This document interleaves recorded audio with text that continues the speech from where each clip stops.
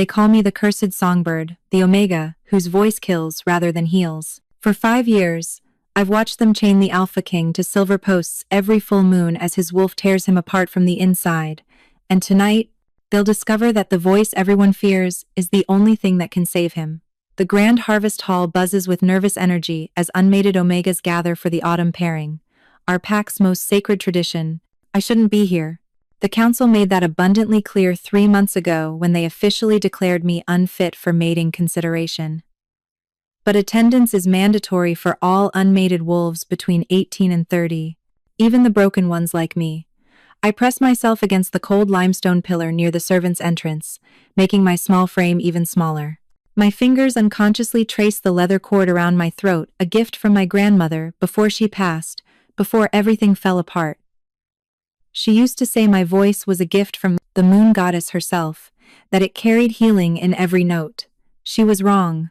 So terribly wrong. The hall shimmers with candlelight and expectation. Beta families parade their daughters in jewel-toned silks, each Omega more radiant than the last. Alphas stand in powerful clusters, their presence filling the space with an electric charge that makes my skin prickle. They're assessing, choosing, claiming their futures with hungry eyes and confident smiles. My name is Rivka Ashenmore, and I haven't sung a single note in 5 years. Not since the night of the fire. Not since my voice raised in what I thought was a healing song during my mother's difficult labor, shattered every window in our cottage, and sent flames roaring through the thatched roof. My mother survived.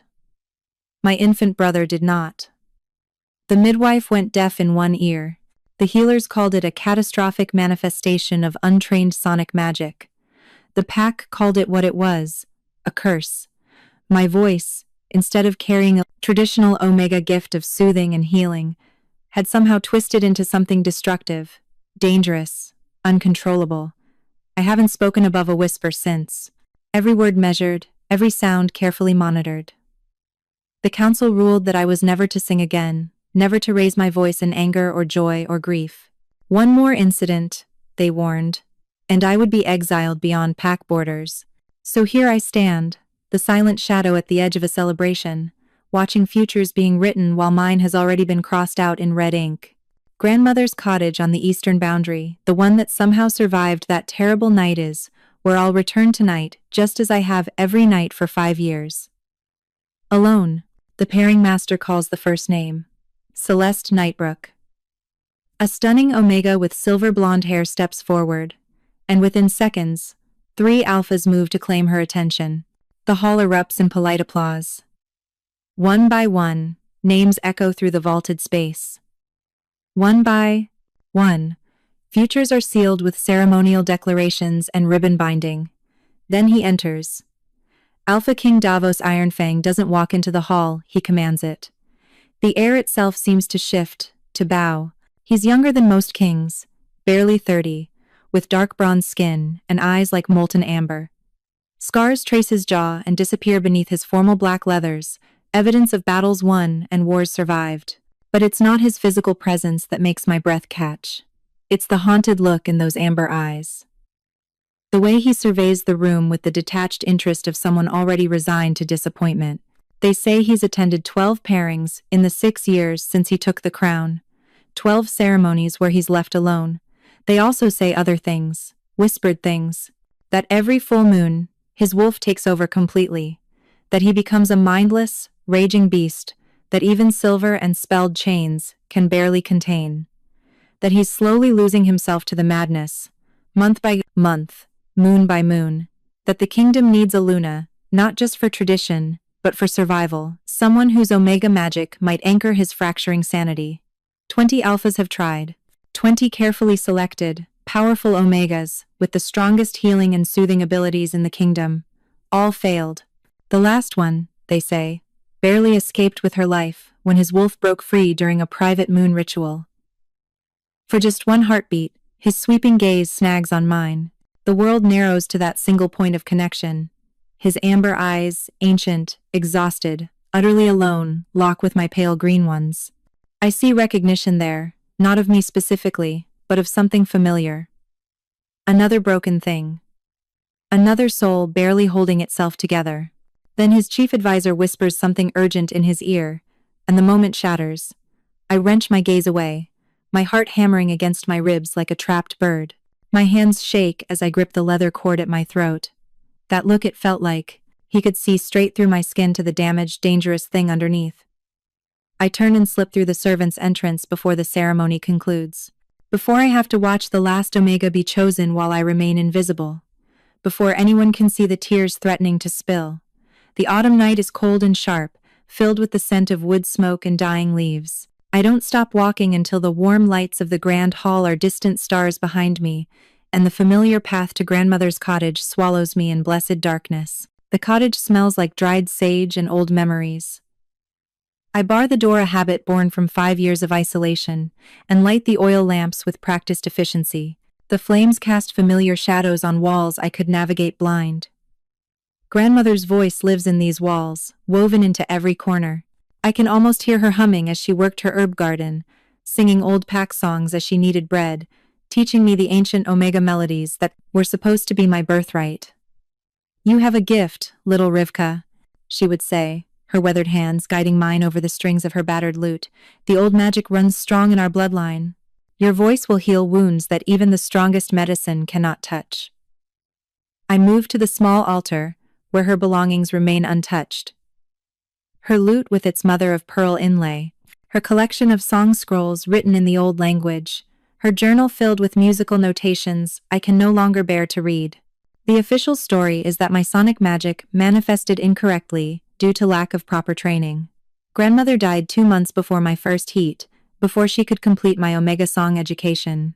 The new generation of healers don't practice the old ways anymore. They rely on herbs and potions, dismissing the ancient songs as superstitious folklore.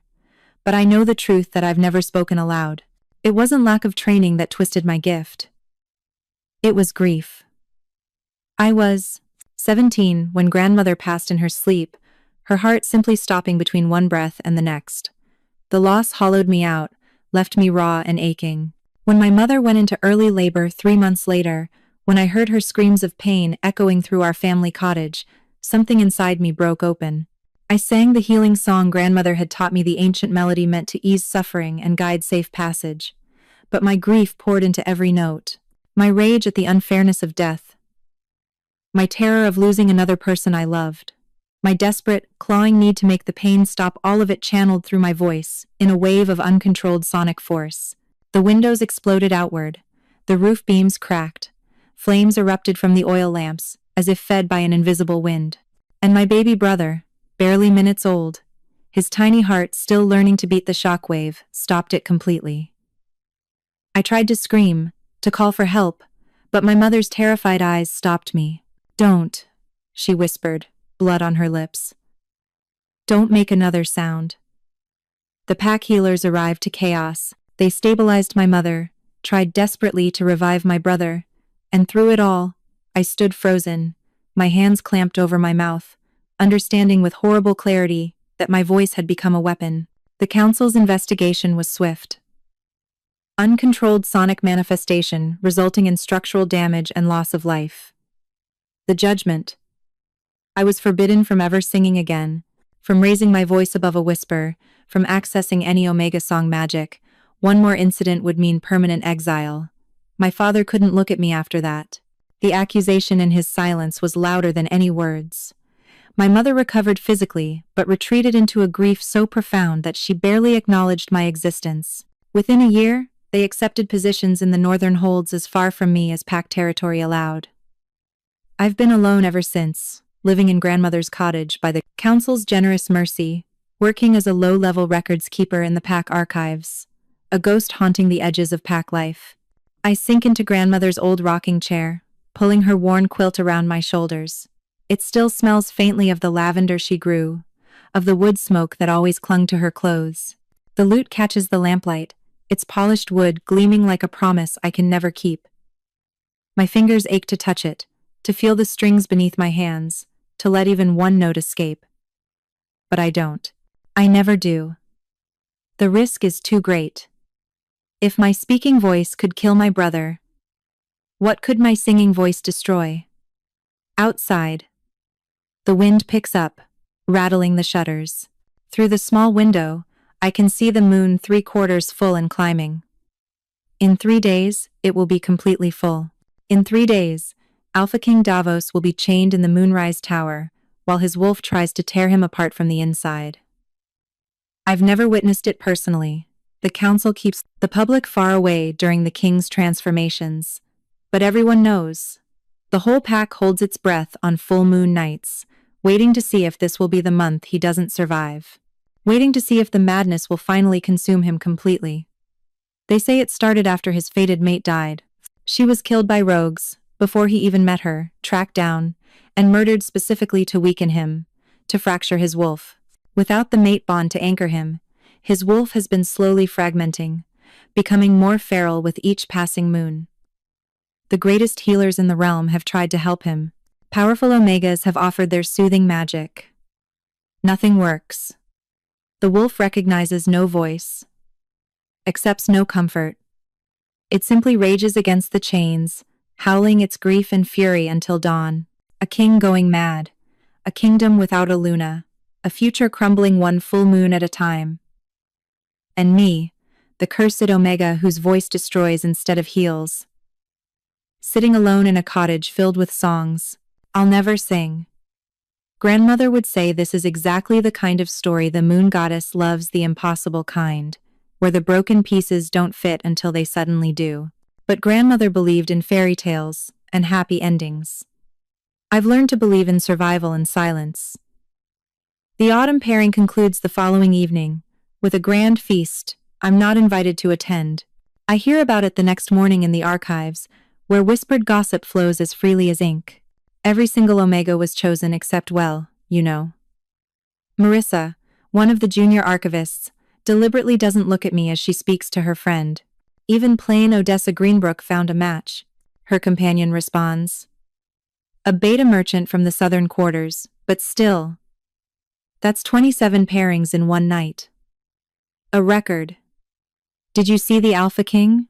Marissa leans in, her voice dropping to a conspiratorial whisper.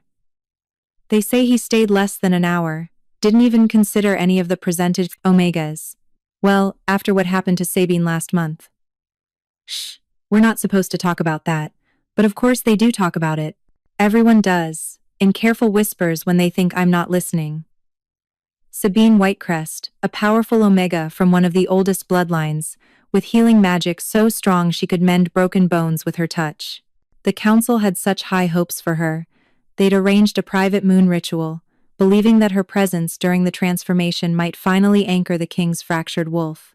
Instead, the wolf broke through, spelled silver chains, and nearly killed her. She survived only because the king's loyal guards managed to drag her from the Moonrise Tower before his wolf could reach her. She left the capital the same night, refusing to speak about what she'd witnessed. After that, the whispers grew darker. Maybe the king is too far gone. Maybe there is no cure. Maybe the kingdom should start preparing for succession, for the possibility of a mad king who can no longer rule. I keep my head down and copy the provision records I've been assigned, my handwriting small and precise. Invisible. Safe. At midday, a runner arrives at the archives with an urgent message for the head archivist. I watch from my corner desk as Master Fenric reads the sealed letter, his weathered face creasing with concern. The king has requested all historical records related to Omega Song magic, he announces to the room. Everything we have on the old healing traditions, the ancient practices, sonic manipulation. All of it to be compiled and delivered to the royal study by tomorrow morning. My hand freezes mid-word, ink dripping from my quill onto the parchment. That's going to be extensive, one of the senior archivists says. Most of those records are in the restricted section, written in the old tongue. Then we'll need someone who can read the old tongue. Master Fenric's eyes scan the room and land on me. Rivka, your grandmother taught you the ancient language, correct? Every head turns in my direction. I want to sink through the floor. Yes, Master Fenric. I whisper. She did. Good. You'll lead this project. Take Marissa and Corbin to assist with retrieval, but you'll handle the translation and compilation. He softens slightly. I know this touches on difficult subjects for you, but you're the only one here qualified for this work. I nod, not trusting my voice for more than that. The restricted section of the archives is housed in the oldest part of the building, where stone walls keep the temperature constant and spelled locks protect the most valuable or dangerous texts. Master Fenric provides the keys and a list of relevant catalog numbers. As Marissa and Corbin pull leather-bound volumes and scroll cases from the shelves, I begin the painstaking work of translation. The old tongue is musical in itself, each word carrying multiple meanings that shift based on context and intonation. Songs of Healing and Harm, a treatise on Omega Sonic Magic. The Moonsung Chronicles, Ancient Practices for Wolf-Bound Ailments. Resonance and Restoration, The Lost Art of Voice, Weaving. My grandmother's teachings come flooding back with each page I turn. The old ways weren't just about singing, they were about understanding that sound is vibration, that vibration is energy, that energy properly directed can heal or harm depending on the singer's intent and control. The Omegas of old were trained from childhood, learning to channel their emotions, to separate their personal pain from their healing purpose. They understood that a voice carrying grief would transfer grief. A voice carrying anger would inflame rather than soothe. I had none of that training when I sang over my mother's birthing bed. I had only raw, unfiltered anguish pouring through a gift I didn't understand. This is fascinating, Corbin says, reading over my shoulder. It says here that Omega Song magic was once the primary treatment for alpha wolf madness, that certain frequencies could actually soothe a fractured wolf consciousness. My pulse quickens. Which text? He shows me a crumbling manuscript titled, The Alpha's Lament, Remedies for Moon, Madness and Mate, Loss. I read with trembling hands. The ancient author describes cases of alphas who lost their fated mates before bonding exactly like King Davos. Their wolves, unable to process the severing of a bond that never fully formed, would fracture and frenzy. The remedy. An Omega singer trained in the moonfall cadence, a specific melodic pattern that mimics the frequency of mate bond energy. Sung during the full moon transformation, it could theoretically provide the anchor the wolf desperately seeks. But it requires perfect control, I whisper, reading further. Any emotional contamination in the singer's voice could worsen the madness instead of soothing it. The singer must be completely centered, emotionally neutral, technically flawless. Everything I'm not. Do you think that's why the king requested these records? Marissa asks quietly. Because he's looking for a cure? Maybe he's just desperate, Corbin says. Willing to try anything, even old superstitions. I don't correct him, don't tell him that these aren't superstitions. I've lived the proof that Omega Sonic magic is terrifyingly real. We work through the afternoon and into the evening, compiling a comprehensive report. I translate the key passages, creating a summary document that explains the theory and practice of sonic healing for wolf madness. As I write out the description of the moonfall cadence, my fingers remember the melody. Grandmother taught it to me when I was 12, making me practice the complicated pattern until I could sing it in my sleep. This one is special, little Rivka, she'd said. This is the song that calls lost wolves home. I'd had no idea what she meant then. I understand now, but understanding doesn't matter. I'm forbidden from singing. Even if I wanted to try, even if I were foolish enough to believe I could help, the council would never allow it. Not after what happened. Not after what my voice can do. The full moon rises on the third night after the pairing ceremony, and the entire capital holds its breath. I'm in grandmother's cottage, as far from the moonrise tower as pack territory allows, but I can still feel it, the electric tension in the air, the collective anxiety of thousands of wolves waiting to see if their king will survive another night. The archives delivered my compiled research to the royal study yesterday morning. I don't know if the king even read it, if any of those ancient remedies meant anything to him, or if he simply filed it away with all the other failed solutions. It doesn't matter. I've done my duty. Now I just need to get through this night like I get through every full moon, doors locked, windows shuttered, distracting myself with work until dawn. I'm cataloging grandmother's herb collection, making detailed notes about which plants are still viable and which have dried beyond usefulness, when I hear it. The howl. It's distant, coming from the direction of the royal district, but it carries on the wind with a force that makes every wolf in the capital freeze. This isn't the normal sound of transformation. This is anguish given voice, rage and grief and madness woven into a single reality-shaking sound. The Alpha King's wolf is breaking. I try to ignore it. Try to focus on my notes about lavender preservation. But the howling continues. It's not constant, it comes in waves, each one more desperate than the last. Between the howls, I hear other sounds that make my blood run cold. The screech of metal being torn, shouts of alarm, the crack of something heavy splintering. He's breaking free. The thought is ice in my veins. If his wolf escapes the Moonrise Tower in full frenzy, it will be catastrophic. A mad alpha in the middle of the capital, unstoppable, uncontrollable. A frantic pounding on my door makes me jump so hard I knock over my ink pot. Rivka Ashenmore. The voice is urgent, authoritative. Open in the name of the crown. My hands shake as I unbar the door. Two of the king's guards stand on my threshold, both looking terrified and desperate. I recognize one Commander Halvik, head of the royal security. His formal armor is scratched and dented, and there's blood on his sleeve. "You need to come with us," he says without preamble. "Now." "What? Why?" "I don't." "The king read your research. All of it. He wants to try the moonfall cadence." The world tilts. No, I can't. I'm forbidden. The council's prohibition is hereby suspended by royal decree. He thrusts a sealed parchment at me, official, bearing the king's personal seal. He's breaking through the reinforced chains. We've lost 3 guards already trying to contain him. You're our last option.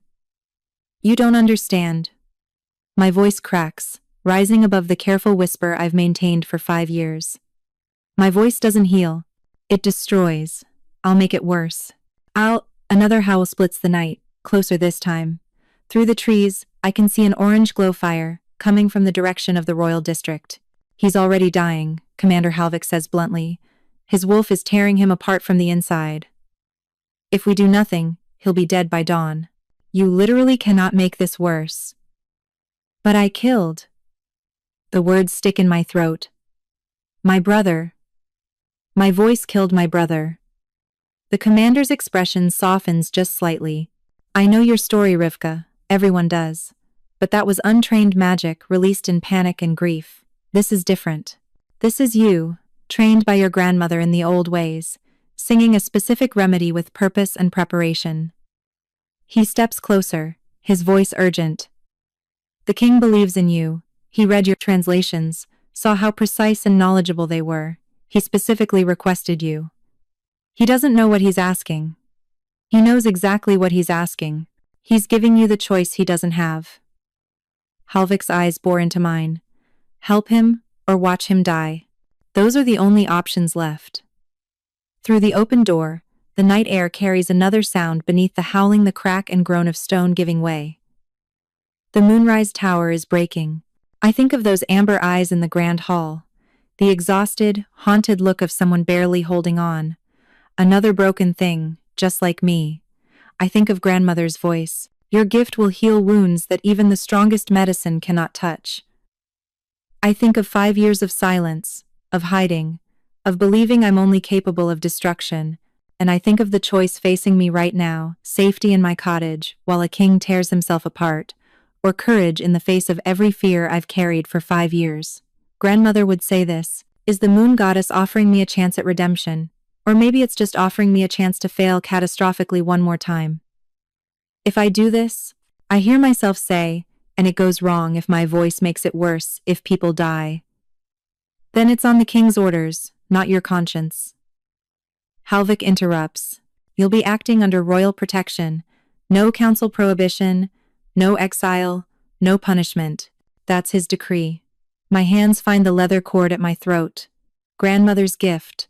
Her faith in me made tangible. I'll need my grandmother's lute, I whisper, and 5 minutes to prepare. The relief on Halvik's face is profound. You have 3. I grab the lute from its resting place on the altar, my fingers trembling as they close around the neck. It's been 5 years since I've held it. The weight is familiar, grounding.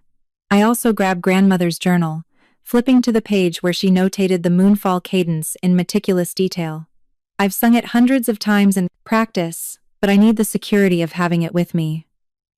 Let's go, I say, stepping out into the night that smells of smoke and approaching disaster. The guards have horses waiting. I've never been comfortable riding, but there's no time for walking.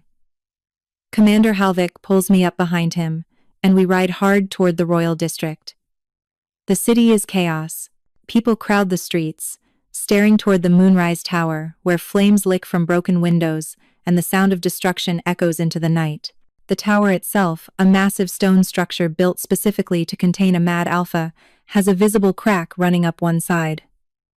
He's contained for now, Halvik shouts over the pounding hooves. But the spelled chains won't hold much longer. We're running out of time. We skid to a stop at the tower's base. More guards wait there, including members of the council looking furious and terrified in equal measure. This is madness, Councillor Breck shouts as I dismount. You're bringing the cursed Omega here? She'll bring down the entire tower. She's here on the king's direct order, Halvik snaps back. Stand aside. We'll all be killed. Her voice is a weapon, not a cure. Then you're free to leave. A new voice cuts through the argument.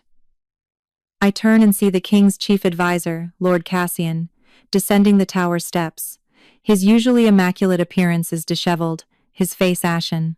The king gave explicit instructions before the transformation. If conventional methods failed, Rivka Ashenmoor was to be brought here to attempt the moonfall cadence. Anyone who interferes will answer to him personally, assuming he survives. The council members step back, though their expressions promise this isn't over. He's in the main chamber, Cassian tells me quietly, chained with spelled silver at anchor points throughout the room. The chains are weakening, but they'll hold a few minutes longer.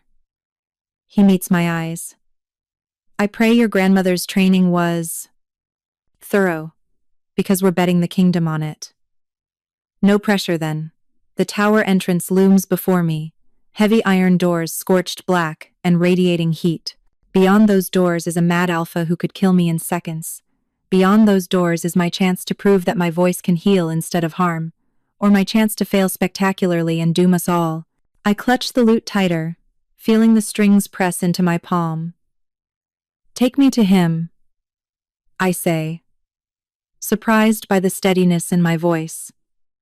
Lord Cassian nods grimly and leads me inside.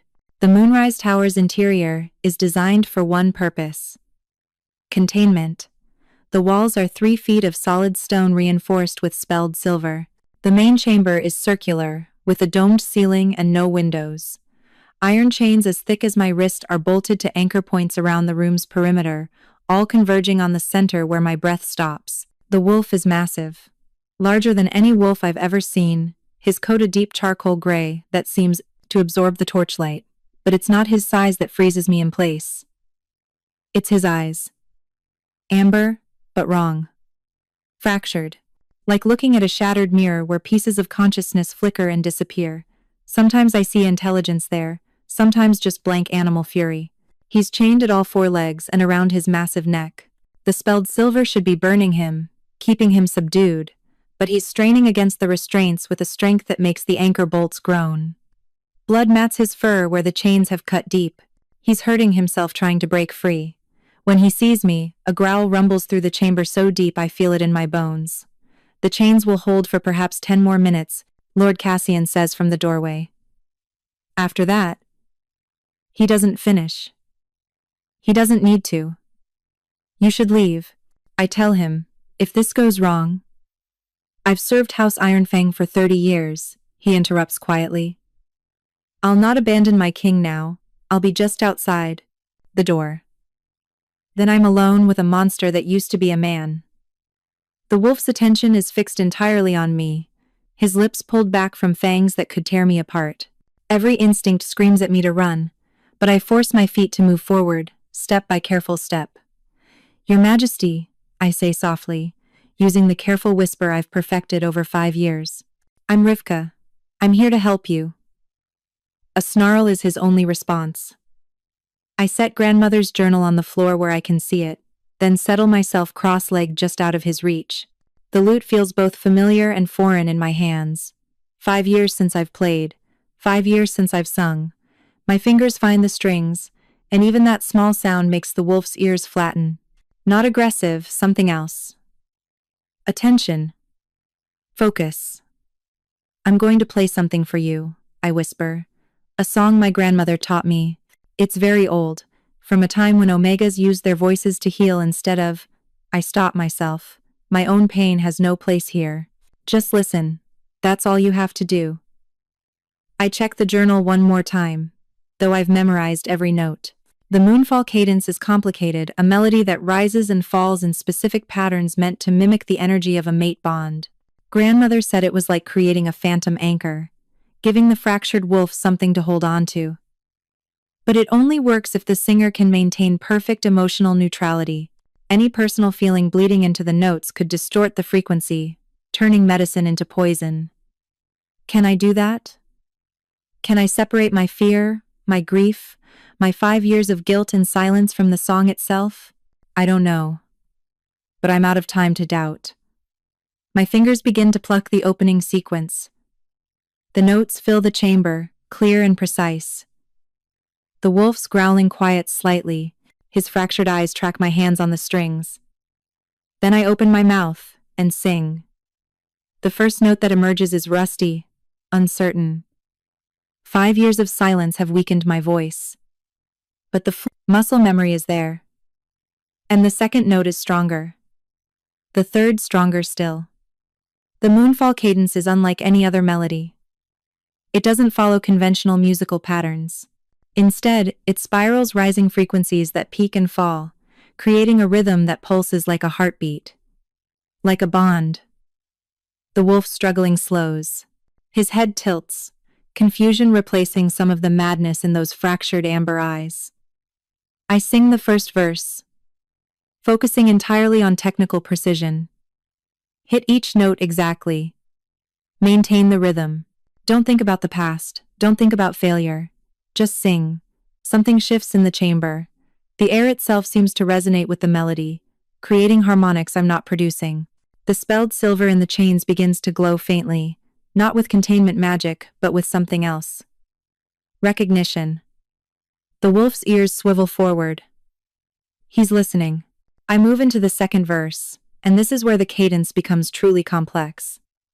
The melody splits. I'm singing one line while plucking a counter melody on the lute, creating a layered effect that shouldn't be possible for a single person but somehow is. Grandmother spent months teaching me this, making me practice until my fingers bled and my voice went hoarse. When you sing the moonfall, she'd said, you become both sides of the bond. You are the call and the answer. The question and the reply. The wolf has stopped straining against the chains entirely now. He's sitting, his massive body still, his fractured eyes fixed on me with an intensity that should be terrifying but somehow isn't. I can see the madness still there, flickers of rage and grief, warring with something else. Confusion. Hope? It's like watching someone drowning, occasionally breaking the surface, before being pulled under again. The song demands I go deeper. The third verse requires me to drop my voice to its lowest register, while the lute climbs higher, another impossible duality that creates a resonance that makes my ribs vibrate. And here's where the danger lies. This is the verse where the singer must touch on grief, must acknowledge the loss that fractured the wolf in the first place, but without being consumed by it. Clinical grief, observed grief, not felt grief. I think of King Davos losing a mate he never met, a bond severed before it could form. The wolf inside him reaching for something that should exist but doesn't, the mental equivalent of a phantom limb. My voice carries that loss into the melody, but I keep it contained, keep it from becoming my own grief about my brother, my parents, my lost future. The wolf makes a sound I've never heard before, a whine, high and broken, not aggressive, anguished. He's responding to the song. It's working, but I can feel my control starting to slip. 5 years of suppressed emotion are pressing against the walls I've built. My grief wants to pour into this song, My guilt wants to contaminate these notes. I grip the lute harder, force my focus back to the technical. Count the beats, hit the intervals, don't feel, just perform. The fourth verse is the turning point. This is where the melody shifts from acknowledging loss to offering comfort. Where the phantom bond starts to feel real, starts to provide actual anchor. My voice climbs, reaching for the highest notes in my range. The lute provides a steady, grounding baseline, a heartbeat, a foundation. Together they create the sensation of safety, of not being alone. The wolf's eyes are changing. The fractures are still there, but they're stabilizing. Instead of chaotic shards, I can see them starting to align, like watching broken glass piece itself back together. He takes a step toward me, the chains allowing just enough slack. Not aggressive, tentative. I hold his gaze while I sing, pouring every bit of grandmother's training into this moment. The melody wraps around us both, creating a space that feels separate from the stone chamber, from the capital beyond, from everything except this moment of connection. The fifth and final verse is the longest, a gradual descent from the emotional peak back to calm. It's the lullaby portion, the part that says, "You can rest now, you're safe, you're anchored." My voice softens, gentles, carrying that promise in every note. The lute's rhythm slows to match a resting heartbeat. The wolf's eyes drift half-closed. The madness hasn't disappeared entirely. I can still see it lurking in the depths, but it's contained now. Manageable. He's no longer drowning in it. He takes another step forward, then another, until he's close enough that I could touch him if I dared. I sing the final phrase, letting the note fade into silence gradually, carefully, ensuring there's no jarring end that might shatter the fragile calm. The last note dies away. The wolf and I stare at each other in the sudden quiet. Then, slowly, he lowers his massive head and rests it in my lap. The weight of him is enormous, but I don't move. I barely breathe. My hands, still holding the lute, are shaking with exhaustion and disbelief. It worked. My voice didn't destroy, it healed. A shuddering breath runs through the wolf's body. His eyes still amber, still fractured, but present, aware, look up at me with an expression of profound relief. "You're okay," I whisper, my speaking voice hoarse from singing. "You're going to be okay." He makes that broken whining sound again, and I realize he's crying. A mad alpha wolf, reduced to tears of exhaustion and gratitude. Without thinking, I set the lute aside and rest one hand on his massive head. His fur is coarse under my fingers, still matted with blood from the chains, but warm and real. "I've got you," I murmur, the same soothing words I once heard grandmother use with injured animals. "You're not alone anymore." We stay like that Omega and Alpha, Singer and Wolf, two broken things holding each other together until Lord Cassian cautiously opens the door. He freezes at the sight of us, his eyes going wide. The transformation will reverse at dawn. I tell him quietly, not wanting to disturb the fragile peace. He needs to rest until then, no more chains, they're hurting him, just let him sleep. "You calmed him," Cassian breathes, wonder and disbelief warring in his voice. "You actually calmed him." "For now," I say, because I'm not foolish enough to claim a permanent cure. I don't know if it will last past this moon. I don't know if... The wolf's head presses more firmly into my lap, a clear message. "Stop talking. Stay." Despite everything, the fear, the exhaustion, the uncertainty, I feel a smile tug at my lips. "I'll stay," I promise him, until dawn. Lord Cassian withdraws, leaving us in peace. And there, in a chamber designed for containment, I spend my first night in 5 years, using my voice not as a weapon, but as a bridge. Not destroying, but connecting. Grandmother was right after all. The gift was always there. I just needed a reason and the courage to use it. Dawn breaks soft and gold through the tower's reinforced windows. I'm still sitting against the cold stone wall, my legs numb from hours of supporting the wolf's weight, when the transformation begins. It's not violent like I expected. The massive wolf form simply dissolves. Like morning mist burning away in sunlight. Fur recedes, bones restructure, and within moments, there's a man in the space where the monster had been. King Davos, Iron Fang, in human form, unconscious and curled in my lap. I should move. This is profoundly inappropriate, an unmated Omega with the naked Alpha King sprawled across her. But I'm too exhausted to care about propriety, and he looks so much more peaceful than he did in the Great Hall that I can't bring myself to disturb him.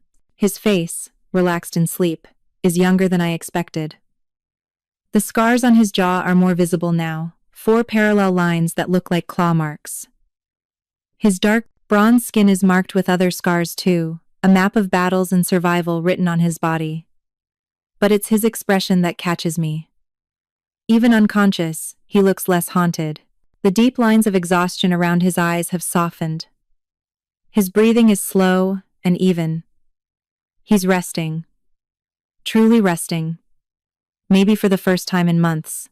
The door opens quietly, and Lord Cassian enters with a heavy cloak. He stops short when he sees us, then his weathered face softens into something almost like a smile. He hasn't slept through a transformation in 2 years, he says quietly, approaching with the cloak. Usually he wakes the moment the wolf recedes, already preparing for the next battle.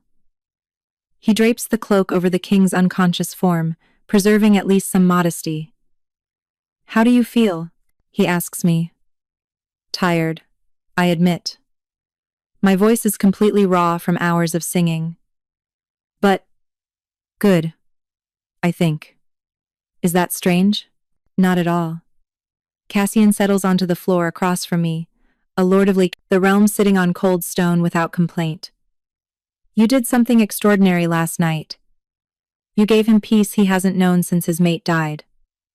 "The song worked better than I expected," I say, still half in disbelief. "But I don't know if it's a permanent solution. The next full moon is 4 weeks away. We'll worry about that when it comes."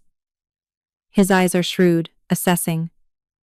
"The question is, are you willing to try again?" The weight of King Davos in my lap, the feel of his peaceful breathing against my leg, the memory of those fractured amber eyes finding wholeness. "Yes," I whisper. "If he wants me to, yes." "Good, because I suspect when he wakes, that will be his first question." As if summoned by our words, the king stirs. A low groan escapes him, and his eyes flutter open amber, whole, human. For a moment, he seems disoriented, those amber eyes unfocused. Then his gaze sharpens and locks on my face. "You," he says, his voice rough as gravel, "you stayed." "I promised I would," I reply. "Until dawn." He sits up slowly, wincing at what must be a full-body ache. The cloak pools around his waist. He seems unbothered by his state of undress, but I notice Lord Cassian diplomatically studying the ceiling. "I remember," Davos says, wonder coloring his voice. "I remember everything from last night. Usually the transformation is just blank. Rage and darkness, and nothing else. But last night, I remember your voice, your song. It was like..." He struggles for words, like being lost in a storm and suddenly seeing a light. "The moonfall cadence," I explain, my voice barely above a whisper. "It's an old Omega technique for calming fractured wolves. My grandmother taught me. I thought such things were myths." He's staring at me with an intensity that makes me acutely aware of our proximity, of the intimacy of having held him through the night. "I read your research, saw the theory, but I never believed." "Neither did I admit. I haven't sung in 5 years. I didn't know if I still could." "Why?"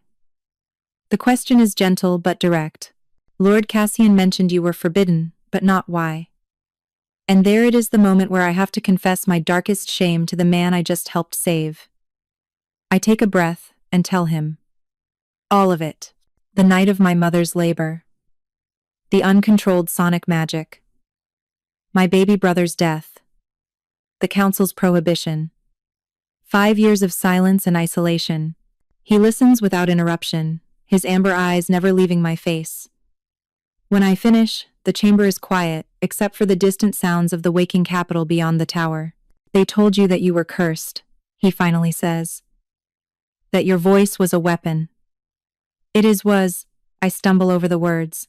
What happened that night? Was an Omega's magic manifesting in grief and fear without proper training or control? His voice is firm, leaving no room for argument. Do you think I don't understand? My wolf killed 3 guards. During my first transformation after learning my mate was dead. Should I consider myself cursed? Should I have been exiled? That's different.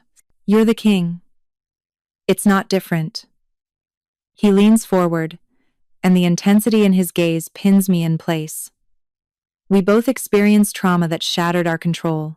The difference is that you were punished for it, silenced, made to believe you were broken, while I was given healers, support, and endless chances to learn control.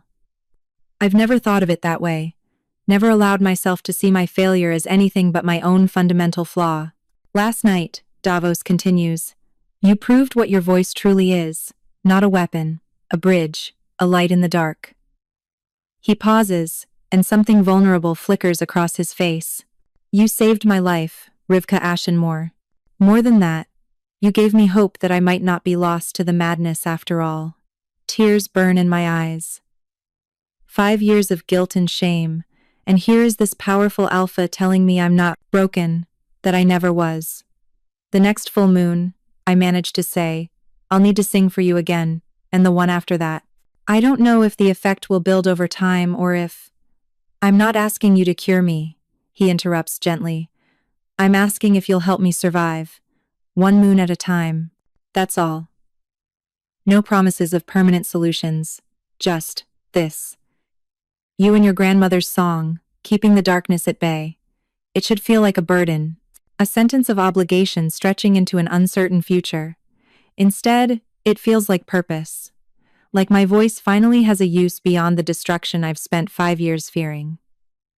Yes, I say. I'll help you. His relief is palpable. Thank you.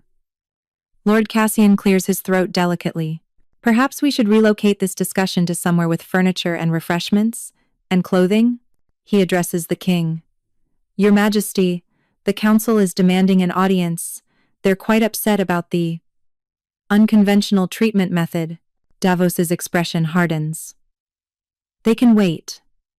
First, I want Miss Ashenmore settled in appropriate quarters, given access to whatever she needs, and formally appointed as Royal Omega Healer with all privileges that entails. Your Majesty, the council will object. The council, Davos says coldly, standing and wrapping the cloak around himself with regal dignity despite the circumstances, can lodge their objections directly, after I remind them that their approved methods nearly got me killed, while the Omega they forbade from using her voice saved my life. He offers me his hand to help me stand. My legs have gone numb from sitting so long, and I stumble. His grip steadies me, warm and strong. Can you walk? He asks with concern. Give me a moment. Everything's pins and needles. He doesn't release my hand, just holds it while I wait for sensation to return to my legs. It's such a small gesture, but after 5 years of isolation, of carefully maintained distance from everyone, the simple human contact feels monumental. I meant what I said, Davos tells me quietly, while Lord Cassian busies himself with summoning attendants. You're not cursed, Rivka, you never were. You're exactly what I needed, what the kingdom needed. I want to believe him. After last night, after feeling my voice heal instead of harm, I'm starting to. The next 3 weeks unfold like a dream I'm afraid to wake from. The council's objections are loud but ultimately toothless against the king's decree. I'm installed in a suite in the royal wing rooms larger than my entire cottage, with actual glass windows and a fireplace that doesn't smoke. Lord Cassian ensures I have everything I might need. New clothing befitting my new station, access to the royal library, and most importantly, complete freedom to come and go as I please. But the greatest gift is the music room. It's a small chamber tucked away in the older part of the palace, with perfect acoustics and walls lined with instruments from across the realm. Davos has it designated as my personal workspace, and I spend hours there each day, rebuilding my voice and my confidence. I practice the moonfall cadence until I can sing it in my sleep. I work through vocal exercises grandmother taught me, strengthening the parts that have weakened from disuse, I experiment with other healing songs from the old texts, learning their patterns and purposes. And Davos comes to listen. Not every day, but often enough that I start to expect the quiet knock on the door, the soft question of, "May I?" before he enters. He never demands my attention or my time. He simply sits. Sometimes he works on correspondence while I practice. Sometimes he just closes his eyes and listens. Once, I found him asleep in one of the chairs, his face peaceful in a way it never is during council meetings. We talk, in those hours. Not about the moon or the madness, but about everything else. I learn that he loves history, that he has a wicked sense of humor hidden beneath the royal gravity, that he takes his duties seriously, but sometimes resents the weight of them. He learns about my grandmother, about growing up on the edge of pack territory, about my love of old texts and obscure knowledge. He never once makes me feel small or insignificant.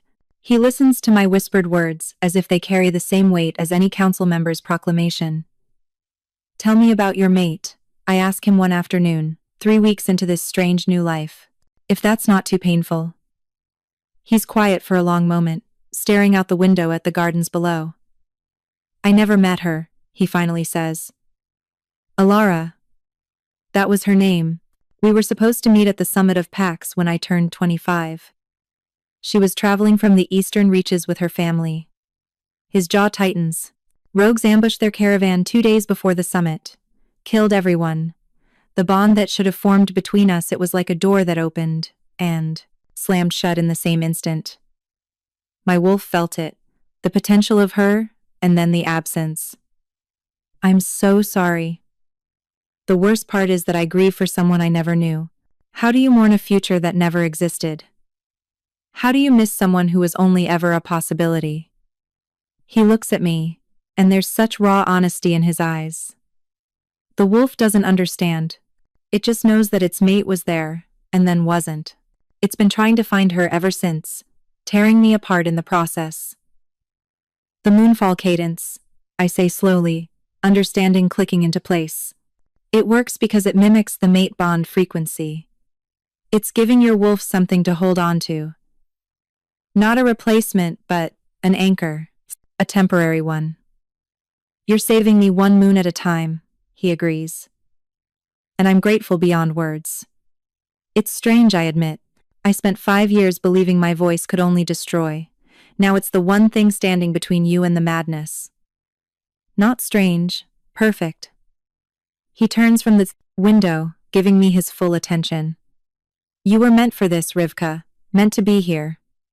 The intensity in his gaze makes my breath catch.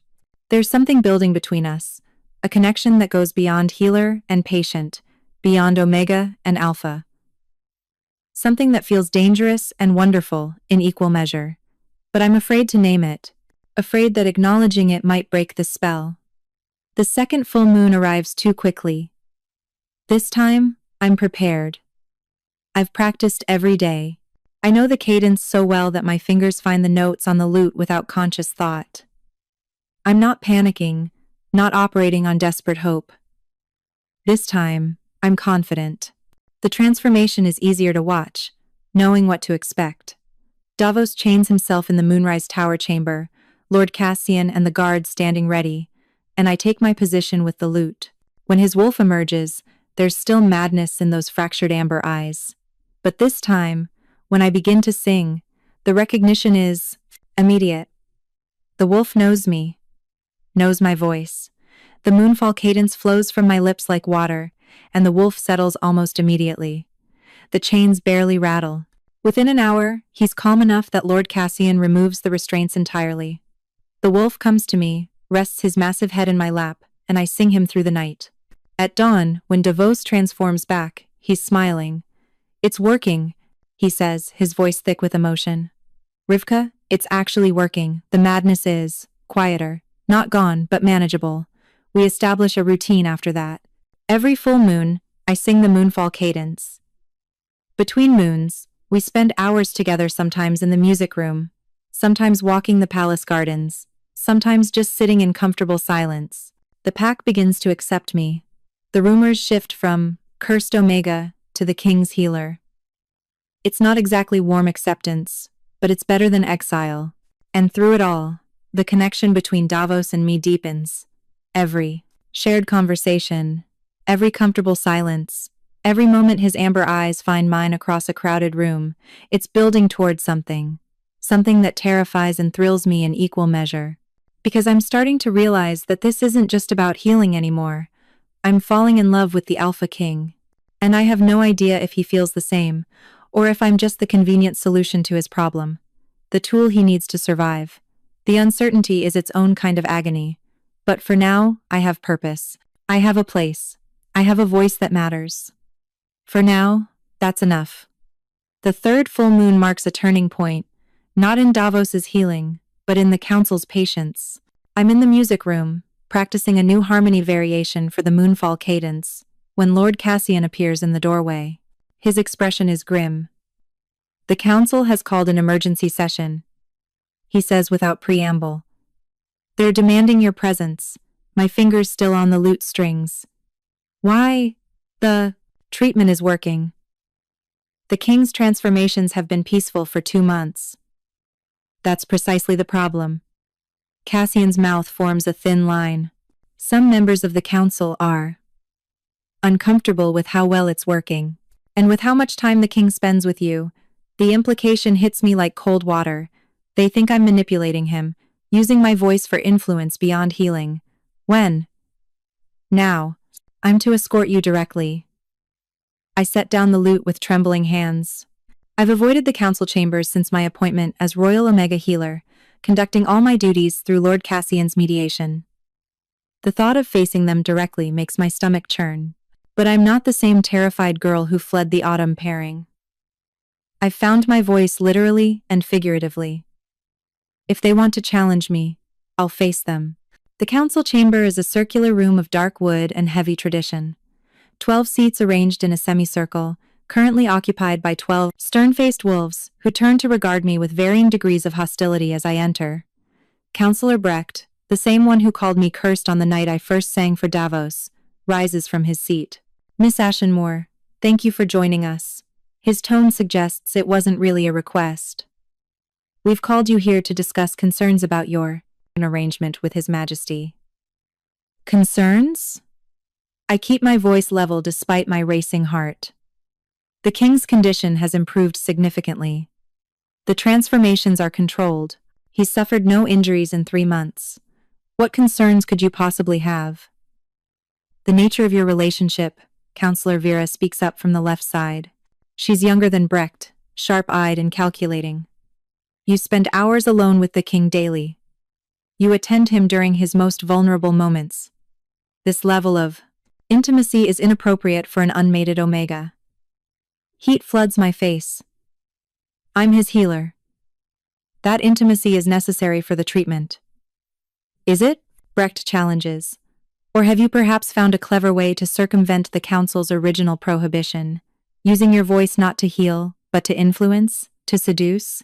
The accusation is so absurd I almost laugh. Almost. But the serious expressions around the room tell me they actually believe this. I start, but Vera cuts me off. You live in the royal wing. You dine at the king's table.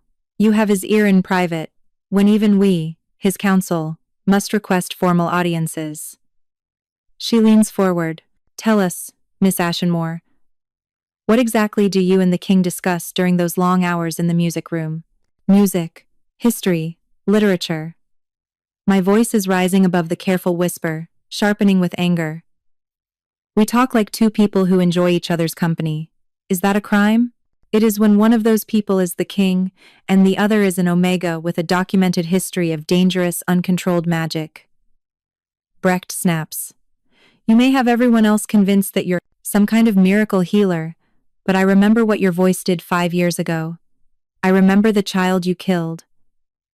The words hit like physical blows. I see it in his eyes. He wants me to break, to prove that I'm still the broken, dangerous thing they declared me to be.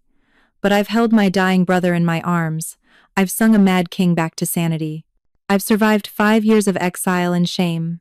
I won't break for them. Yes, I say clearly, my voice ringing through the chamber. My voice killed my brother. It was an accident born of grief and lack of training. I've carried that guilt every day for 5 years. But I've also used that same voice to save your king's life 3 times now. To give him peace he hasn't known in years. To do what 20 trained healers before me could not. I take a step forward, and I see several council members flinch. You want to question my relationship with King Davos? Fine. Ask him. He'll tell you exactly what I am: his healer, his friend. Nothing more. The lie tastes bitter, because I want to be more, but that's not their business. But don't you dare suggest that I'm manipulating him.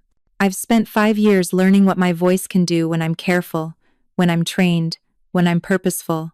I would never use it to harm him. Pretty words, Brecht says coldly. But the fact remains that the king is attached to you, dependent on you. What happens when he decides that attachment means more than it should?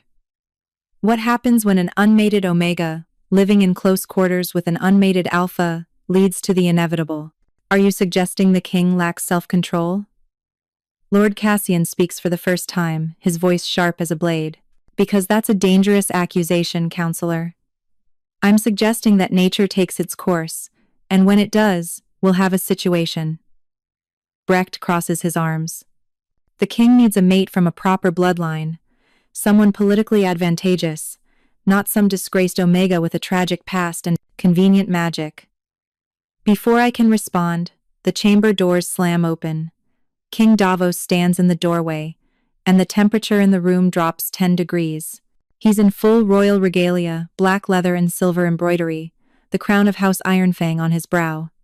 But it's his expression that makes everyone freeze. Amber eyes blazing with cold fury, jaw set in a way that promises consequences. Did I just hear my counsel? He says softly, each word precisely enunciated. Call my royal Omega healer a disgraced Omega with convenient magic? The silence is absolute. Davos steps into the room, and the sheer force of his alpha presence makes several council members bow their heads in instinctive submission. Let me be extraordinarily clear, he continues, his voice still soft but carrying the weight of absolute authority. Rivka Ashenmore saved my life. She continues to save my life every full moon. She has asked for nothing in return except the opportunity to use her gift for good. And you dare? His voice finally rises, filling the chamber with barely contained rage. You dare to summon her here and accuse her of manipulation? Of seduction? Your Majesty, Brecht stammers, we're merely concerned for... You're concerned with control, Davos cuts him off. You're uncomfortable because I'm making decisions without your approval. Because I've found something that works. Something you didn't orchestrate or sanction. So you're trying to discredit it by attacking the one person who's actually helped me. He moves to stand beside me, a united front. Miss Ashenmore holds her position by my decree and will continue to do so. She has my complete trust and confidence. If any member of this council has a problem with that, you're welcome to tender your resignation. No one moves. Furthermore, Davos continues, you will treat her with the respect due to someone who serves the crown directly. That means no more secret meetings, no more accusations, no more questioning her integrity. Am I understood? A chorus of reluctant, yes. Your Majesty echoes through the chamber. Good. This session is adjourned. He turns to me, his expression softening. Rivka? Would you walk with me? I nod, not trusting my voice, and let him guide me from the chamber. We don't speak until we're in the gardens, far from the palace and any listening ears. The afternoon sun filters through the leaves, creating patterns of light and shadow on the stone path. I'm sorry, Davos finally says. I should have anticipated that they'd try something like this. They're afraid, I reply quietly. Afraid of change, afraid of losing influence. They're small-minded fools who can't see past tradition and politics. He stops walking, turning to face me fully. Rivka, I need you to know something. What you do for me, it's not just the cadence. It's not just keeping the wolf calm. It's... He struggles for words, and I watch emotions flicker across his face: frustration, vulnerability, something deeper. You make me feel human again, he finally says. After Alara died, after the madness took hold, I started to think of myself as just a problem to be solved. A king-shaped container for a broken wolf. But when I'm with you, talking about books or music or nothing at all, I remember who I was before all this. Who I could still be. My heart is hammering so hard I'm sure he can hear it. The council isn't entirely wrong, he continues, and my stomach drops. I am attached to you. I am dependent on you. But not in the way they think. Not because you're manipulating me, or because the cadence has created some artificial bond. He steps closer, close enough that I have to tilt my head back to meet his eyes. I'm attached to you because you're brilliant and brave and kind. Because you understand what it's like to be judged for something beyond your control. Because when I'm at my absolute worst, you don't flinch, you just sing. Davos. His name is barely a whisper. I know I shouldn't say this. He continues. I know it's not fair to you, that you're here to heal me, and I'm muddying that relationship with my own feelings. But the council's accusation made me realize I can't keep pretending. I can't keep acting like what I feel for you is just gratitude. He reaches up, his hand cupping my cheek with infinite gentleness. I'm falling in love with you, Rivka Ashenmore. Have been since that first night when you stayed with me until dawn. And I needed you to know that before the next full moon, before anything else happens. You deserve to know the truth. I can't breathe. Can't think. Can only stare into those amber eyes and see absolute sincerity there. Say something, he pleads softly. Tell me I'm a fool. Tell me it's the cadence creating false feelings. Tell me anything. I rise up on my toes and kiss him. It's clumsy and desperate and perfect. His arms come around me, pulling me close, and for a moment the world reduces to this, his mouth on mine, his heartbeat against my chest, his warmth surrounding me. When we finally break apart, we're both breathing hard. I love you too, I whisper against his lips. I've been terrified to say it, terrified that it wasn't real, or wasn't allowed, or would ruin everything, but I love you. His answering smile is brilliant, transforming his usually serious face into something boyish and joyful. The council is going to lose their minds, he says, but he's laughing. They already think I've seduced you. Well, to be fair, you kind of have. With your voice and your mind and your absolutely devastating habit of understanding me better than I understand myself.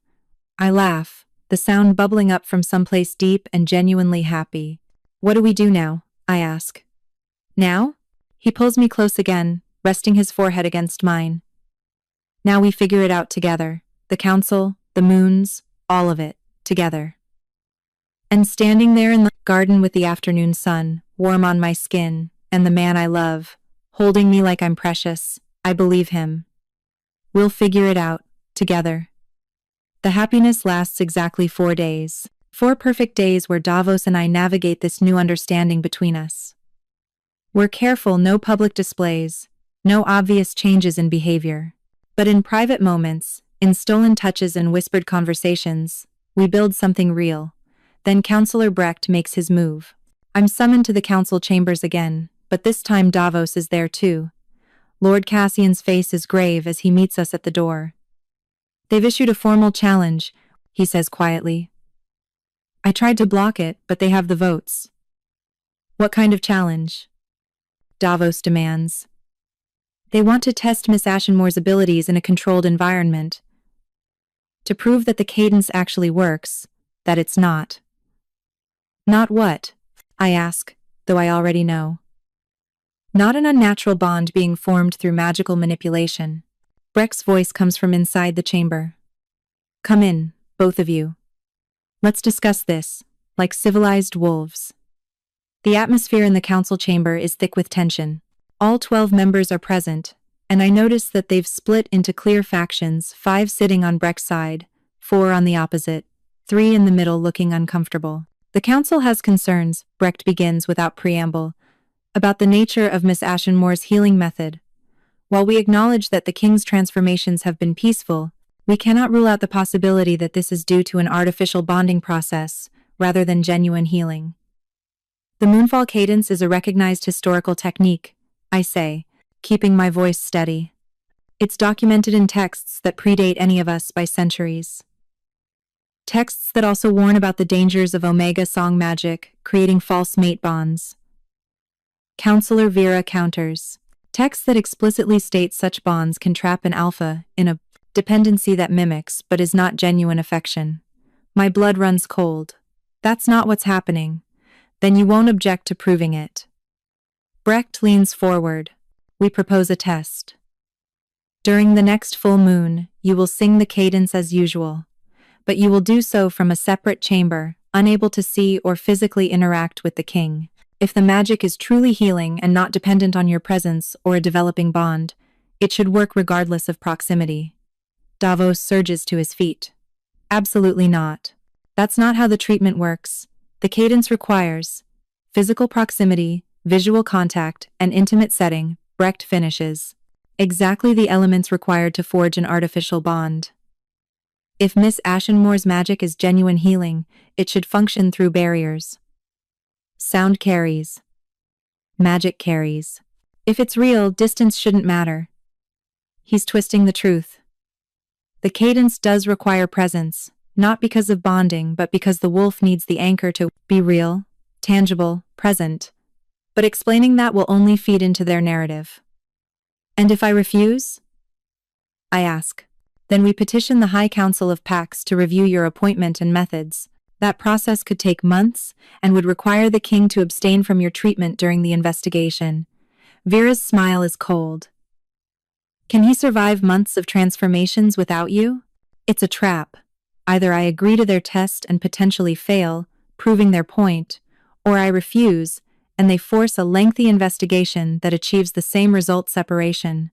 I'll do it, I say before Davos can object. I'll take your test. Rivka, no. Davos starts, but I meet his eyes and try to communicate everything I can't say aloud. Trust me, I have to try. The next 3 weeks are torture. Davos is furious with the council, with the situation, with himself for not seeing this coming. We spend every available moment researching, trying to find a way to make the cadence work through barriers. The texts say the magic is in the frequency, I tell him, poring over grandmother's journal for the 100th time. If I can project my voice clearly enough, if the wolf can hear it properly, it should work. It has to work. And if it doesn't? His voice is raw. If the distance breaks the connection and I transform fully? Then we'll know the council is right. That what we have is... I can't finish the sentence. Don't. He pulls me into his arms. Don't even think that. What we have is real, Rivka. It's not the cadence creating it. I loved you before I ever told you, before we ever kissed. The wolf calms for you because of the magic, yes, but I love you because of who you are. I know, I whisper against his chest. I know, but we have to prove it to them. We have to try. The full moon rises on a night that feels heavy with doom. The council has prepared the testing chambers, 2 rooms separated by a thick stone wall. Davos will be in the Moonrise Tower as usual, chained and guarded. I'll be in an adjacent chamber with a small window of spelled glass between us. I can see him, he can see me, but we cannot touch, cannot be together. The theory is that my voice will carry through the spelled glass clearly enough for the cadence to work. The reality is that we're both terrified. Whatever happens, Davos tells me as the guards lead him to his chamber. Know that I love you, not because of magic, not because you're useful, but because you're you. I love you too, I say, my voice already shaking. I'll sing for you, I promise. They close the door between us, and suddenly he's visible only through the small window of spelled glass. I can see him being chained to the anchor points, can see the fear and trust warring in his amber eyes. Lord Cassian is with me, along with Councillor Brecht and 2 other council members as witnesses. Begin whenever you're ready, Brecht says, his tone suggesting he expects me to fail. I lift grandmother's lute, my fingers finding the strings through muscle memory alone. Through the window, I see the transformation beginning, Davos's human form shifting. Bones restructuring. Fur emerging. The wolf that emerges is already agitated. Without me physically present, without my scent and proximity, the anchor is weaker. I begin to sing. The moonfall cadence flows from my throat, technically perfect. Every note precise, every rhythm exact. My voice carries through the spelled glass, clearly I can hear it myself, can see the wolf's ears swivel toward the sound. But something's wrong. The wolf is listening, but the fractured look in his amber eyes isn't clearing. He's pacing, testing the chains, growling low in his throat. The madness is there, building, and my voice is keeping it at bay, but not healing it. I push more power into the song, drawing on every bit of training grandmother gave me. The melody fills the chamber, resonates off the stone walls. Through the glass, I see the wolf pause, his head tilting. For a moment, I think it's working. Then he throws his head back and howls a sound of such anguish and rage that it makes my voice falter. "Keep singing," Lord Cassian urges quietly. "Don't stop." I don't stop. I sing the cadence through to completion, then begin again, and again. For hours, I sing until my voice is raw, until my fingers bleed on the lute strings, until I'm hoarse and desperate, and through it all, the wolf paces and howls and strains against the chains. The madness doesn't break completely, the cadence is providing some relief, some anchor, but it's not enough. Not like it was when I could touch him, when he could rest his head in my lap and feel my presence as well as hear it. The council members take notes. Brecht looks grimly satisfied. Dawn comes eventually, and the transformation reverses. Davos returns to human form, and even through the spelled glass, I can see the devastation on his face. The night wasn't as bad as before I started treating him, but it was worse than the last 3 months combined. "It's not the same," he says hoarsely, and I don't know if he's talking to me or to the council. "It's not enough." Brecht steps forward. "The test proves our point. Miss Ashenmore's magic requires physical proximity to be fully effective. That level of dependency is consistent with artificial bonding, not pure healing magic." "That's not true," I protest, but my voice is barely a whisper now, destroyed from hours of singing. The cadence needs presence because the wolf needs a real anchor, not because... "We've made our decision." Brecht cuts me off. Effective immediately, Miss Ashenmore's position as Royal Omega Healer is suspended pending full investigation. "You are prohibited from attending the king during transformations or from private meetings until the High Council of Pax completes their review." "No." Davos's voice is flat, deadly. "I forbid it." "With respect, Your Majesty, you've already proven you cannot make objective decisions regarding Miss Ashenmore. The Council invokes our right of protective oversight. For your own safety and the kingdom's stability, we must insist on this separation." "This is illegal." "This is law." Vera interrupts. "Ancient law that allows the council to protect a compromised king from potentially harmful influences. We're sorry, Your Majesty, but this is for your own good." I watch Davos struggle against the chains of tradition and law that bind him as surely as silver chains bound his wolf. He's a king. Yes, but even kings have limits to their power. "How long?"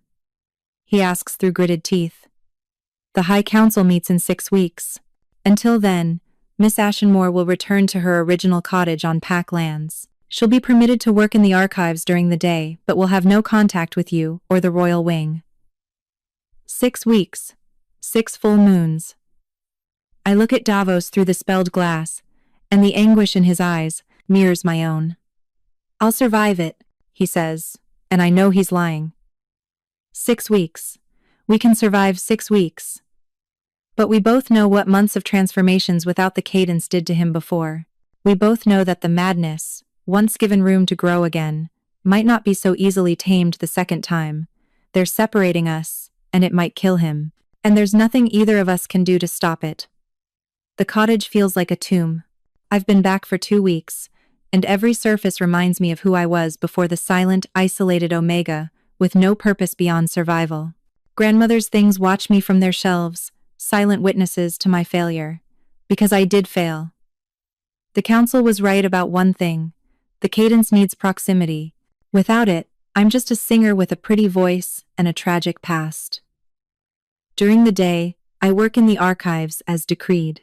Marissa and Corbin are kind, but distant, clearly warned not to discuss the situation.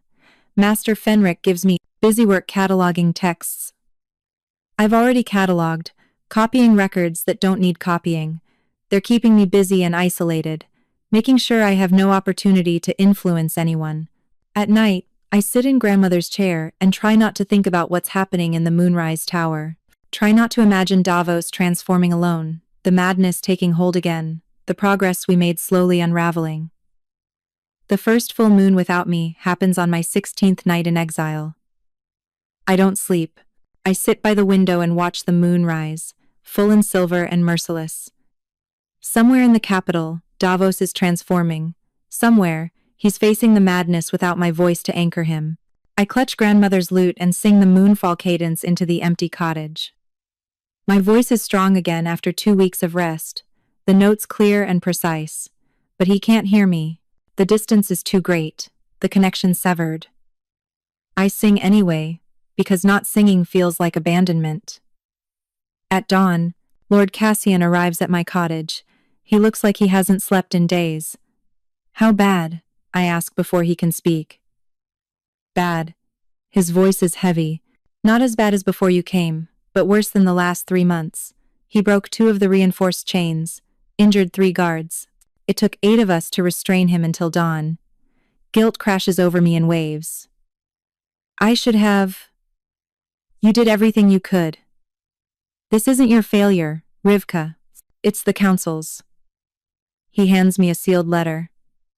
From the king. He wanted you to have this. My hands shake as I break the seal. Asterisk Rivka, asterisk asterisk. Don't blame yourself for what happened last night. The council engineered this outcome deliberately, and we both know it. They want to prove that I'm dependent on you so they can justify removing you permanently. Asterisk asterisk. I'm fighting them through proper channels, appeals, legal arguments, historical precedent. Lord Cassian is rallying the faction of council members who support us, but it's slow, and we're running out of time. Asterisk asterisk. The next full moon is in 4 weeks. If we can't overturn the council's decision by then, I need you to promise me something. Asterisk asterisk. Promise me you won't try to come to me. If you violate the council's order, they'll have grounds to exile you permanently, and I can't risk that. I can't risk losing you forever just to gain 1 night of peace. Asterisk asterisk. Stay safe, stay strong, and know that I love you not because of the cadence, not because of what you can do for me, but because you're the other half of my soul that I didn't know I was missing. Asterisk asterisk. Survive this, and we'll find a way through it together. Asterisk asterisk. Yours always. Davos Times. I read it 3 times, tears blurring the words, before folding it carefully and tucking it against my heart. He's wrong, I tell Cassian. Wrong to think I'll just sit here and watch him suffer. He's trying to protect you. I don't need protection. I need to be with him. I stand, decision crystallizing. The cadence works through proximity. Fine. Then I'll find a way to be close enough for it to work without being in the same room. Rivka. If you violate the council's order, then they'll exile me. But Davos will be alive. He'll be sane, and that's worth any price they can name. Cassian stares at me for a long moment, then a slow smile spreads across his weathered face. Your grandmother would be proud of you. My grandmother would tell me I'm being reckless. That too. He pulls out a map of the palace grounds. If you're determined to do this, let's at least be smart about it. We plan for 3 weeks. The Moonrise Tower, I learn, is not as isolated as the council wants everyone to believe. There's a service tunnel system beneath the palace old passages used for moving supplies and servants during sieges. One tunnel runs directly under the tower. The stone is thick, Cassian explains, but sound carries through the old foundations. If you were in the tunnel directly below the king's chamber, singing, upward, the cadence might reach him. It's not perfect proximity, but it's closer than separate buildings. It's also highly illegal, Cassian warns. If you're caught, I can't protect you. The king can't protect you. I know. You'll need to access the tunnel from outside the palace grounds to avoid guards. Then navigate by memory, since you can't carry a light, the glow would be visible through floor cracks. I'll memorize the route. Cassian studies me, his expression torn between admiration and concern. You love him that much? Enough to risk permanent exile? I love him enough to risk anything. I reply simply. He'd do the same for me. Yes, Cassian agrees quietly. He would. The night of the second full moon, I wait until the capital settles into uneasy sleep. Everyone knows to stay indoors during the king's transformations. It's safer that way. I slip through the dark streets wearing a plain cloak, just another shadow among shadows. The tunnel entrance is hidden in the old city walls, disguised as a drainage outlet. I squeeze through, pulling the grate closed behind me. The darkness is absolute. No light, no sound except my own breathing and the distant drip of water. I move forward slowly, one hand on the damp stone wall, counting paces like Cassian taught me. Asterisk.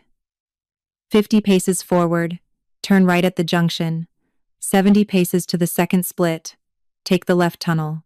100 paces straight to the chamber beneath the tower. Asterisk. The air grows colder, damper.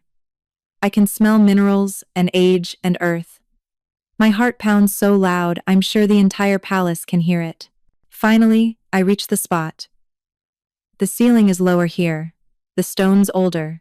I can feel the weight of the tower above me, can hear very faintly the sound of chains rattling. I settle onto the cold floor, grandmother's lute in my lap, and I wait. The transformation must be happening now. I can hear it, the sound of bones restructuring, the wolf's first howl echoing down through layers of stone. I begin to sing. The moonfall cadence rises from my throat, filling the tunnel with sound. The acoustics are strange down here, the notes bounce and amplify in unexpected ways, but that might work in my favor. The sound should carry upward, through the foundations, into the chamber above. I sing the first verse, then the second, pouring everything I have into the melody. My voice is strong tonight, fueled by desperation and love. Above me, the howling changes. The anguished rage diminishes, replaced by something else. Confusion. Recognition. He hears me. I keep singing, tears streaming down my face in the darkness. I can't see him, can't touch him, can't comfort him with my presence. But my voice can reach him, my voice can anchor him. The cadence flows through verse after verse. And gradually, so gradually, the sounds from above shift. The wolf's pacing slows. His growls quiet. By the fourth verse, I hear the heavy thud of his body settling onto stone. It's working. I sing through the night, my voice never faltering even as my fingers cramp on the lute strings and my back aches from sitting on cold stone. I sing until my throat is raw and my eyes burn from crying in the dark. At dawn, when I hear the transformation reverse, I finally let myself stop. The silence in the tunnel is profound. I sit there for a moment, trembling with exhaustion and relief. He made it through. The wolf was calm. The cadence worked even from this distance. I stumble back through the tunnels, using the return route Cassian drilled into my memory. By the time I emerge from the hidden entrance, the sun is rising pink and gold over the capital. I make it back to my cottage, collapse into bed, and sleep for 12 hours straight. Lord Cassian arrives the next evening with news. The transformation was better, he reports, relief evident in his voice. Not perfect, the king still fought the chains initially, but by midnight, he was calm. He slept through most of it. Good. I don't tell him how I know this. Better he has plausible deniability. But Cassian isn't stupid. He looks at me with knowing eyes. There are guards on the palace grounds who report everything to the council. If they catch wind that someone was in those tunnels, they won't, I say firmly. I was careful. No light, no tracks, no evidence. You can't do this every month for 4 more months, Rivka. Eventually, someone will notice. Eventually, you'll be caught. Then we need to win through proper channels before then. I lean forward. Where are we with the High Council review? Progressing, but slowly. They're examining historical precedent for Omega healers, the legitimacy of protective oversight laws, whether the Council overstepped their authority. He sighs. It's a mess of legal arguments and ancient traditions. Best case, we have a ruling in 6 weeks. Worst case, 3 months. 3 months. 3 more full moons. 3 more nights of sneaking through tunnels in the dark, hoping I'm not discovered. I can do it, I say. Whatever it takes. But even as I say it, I know the odds are against us. The Council isn't stupid either. They're watching. Waiting for me to make a mistake that will justify permanent exile. And with each passing moon, the chances of that mistake grow larger. The 3rd moon passes successfully me in the tunnels, the cadence carrying upward, Davos's wolf calming under my distant voice. But Lord Cassian's warning proves prophetic. Someone notices. I'm in the archives 4 days after the 3rd full moon when 2 council guards appear.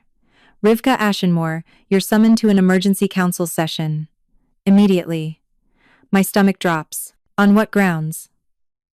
That will be explained at the session. They escort me through the palace, not roughly, but firmly. No room for protest or escape. When we enter the council chamber, I see Davos is already there, his expression thunderous. Councillor Brecht stands at the center, holding a piece of parchment like it's a weapon. Miss Ashenmore, where were you on the night of the last full moon between the hours of sunset and dawn? My mind races. They know. Somehow, they know. In my cottage, I lie smoothly, alone, as required by your restrictions. Interesting. Brecht's smile is cold, because we have a sworn statement from Guardsman Pollux that he observed someone matching your description near the old city walls shortly before midnight. When he investigated, he found the drainage grate ajar the entrance to the service tunnels that run beneath the palace. My blood turns to ice. Furthermore, Brecht continues, we conducted an inspection of those tunnels. We found this. He holds up a small piece of fabric, torn from a cloak matching the one registered in your cottage inventory. I'd caught my cloak on a sharp edge in the darkness. I'd torn free, not realizing I'd left evidence behind. You violated the Council's direct order, Brecht says triumphantly. You accessed restricted areas of the palace. You interfered with the king's supervised transformation, and you attempted to circumvent legal restrictions placed for His Majesty's own protection. I was helping him, I say, abandoning pretense.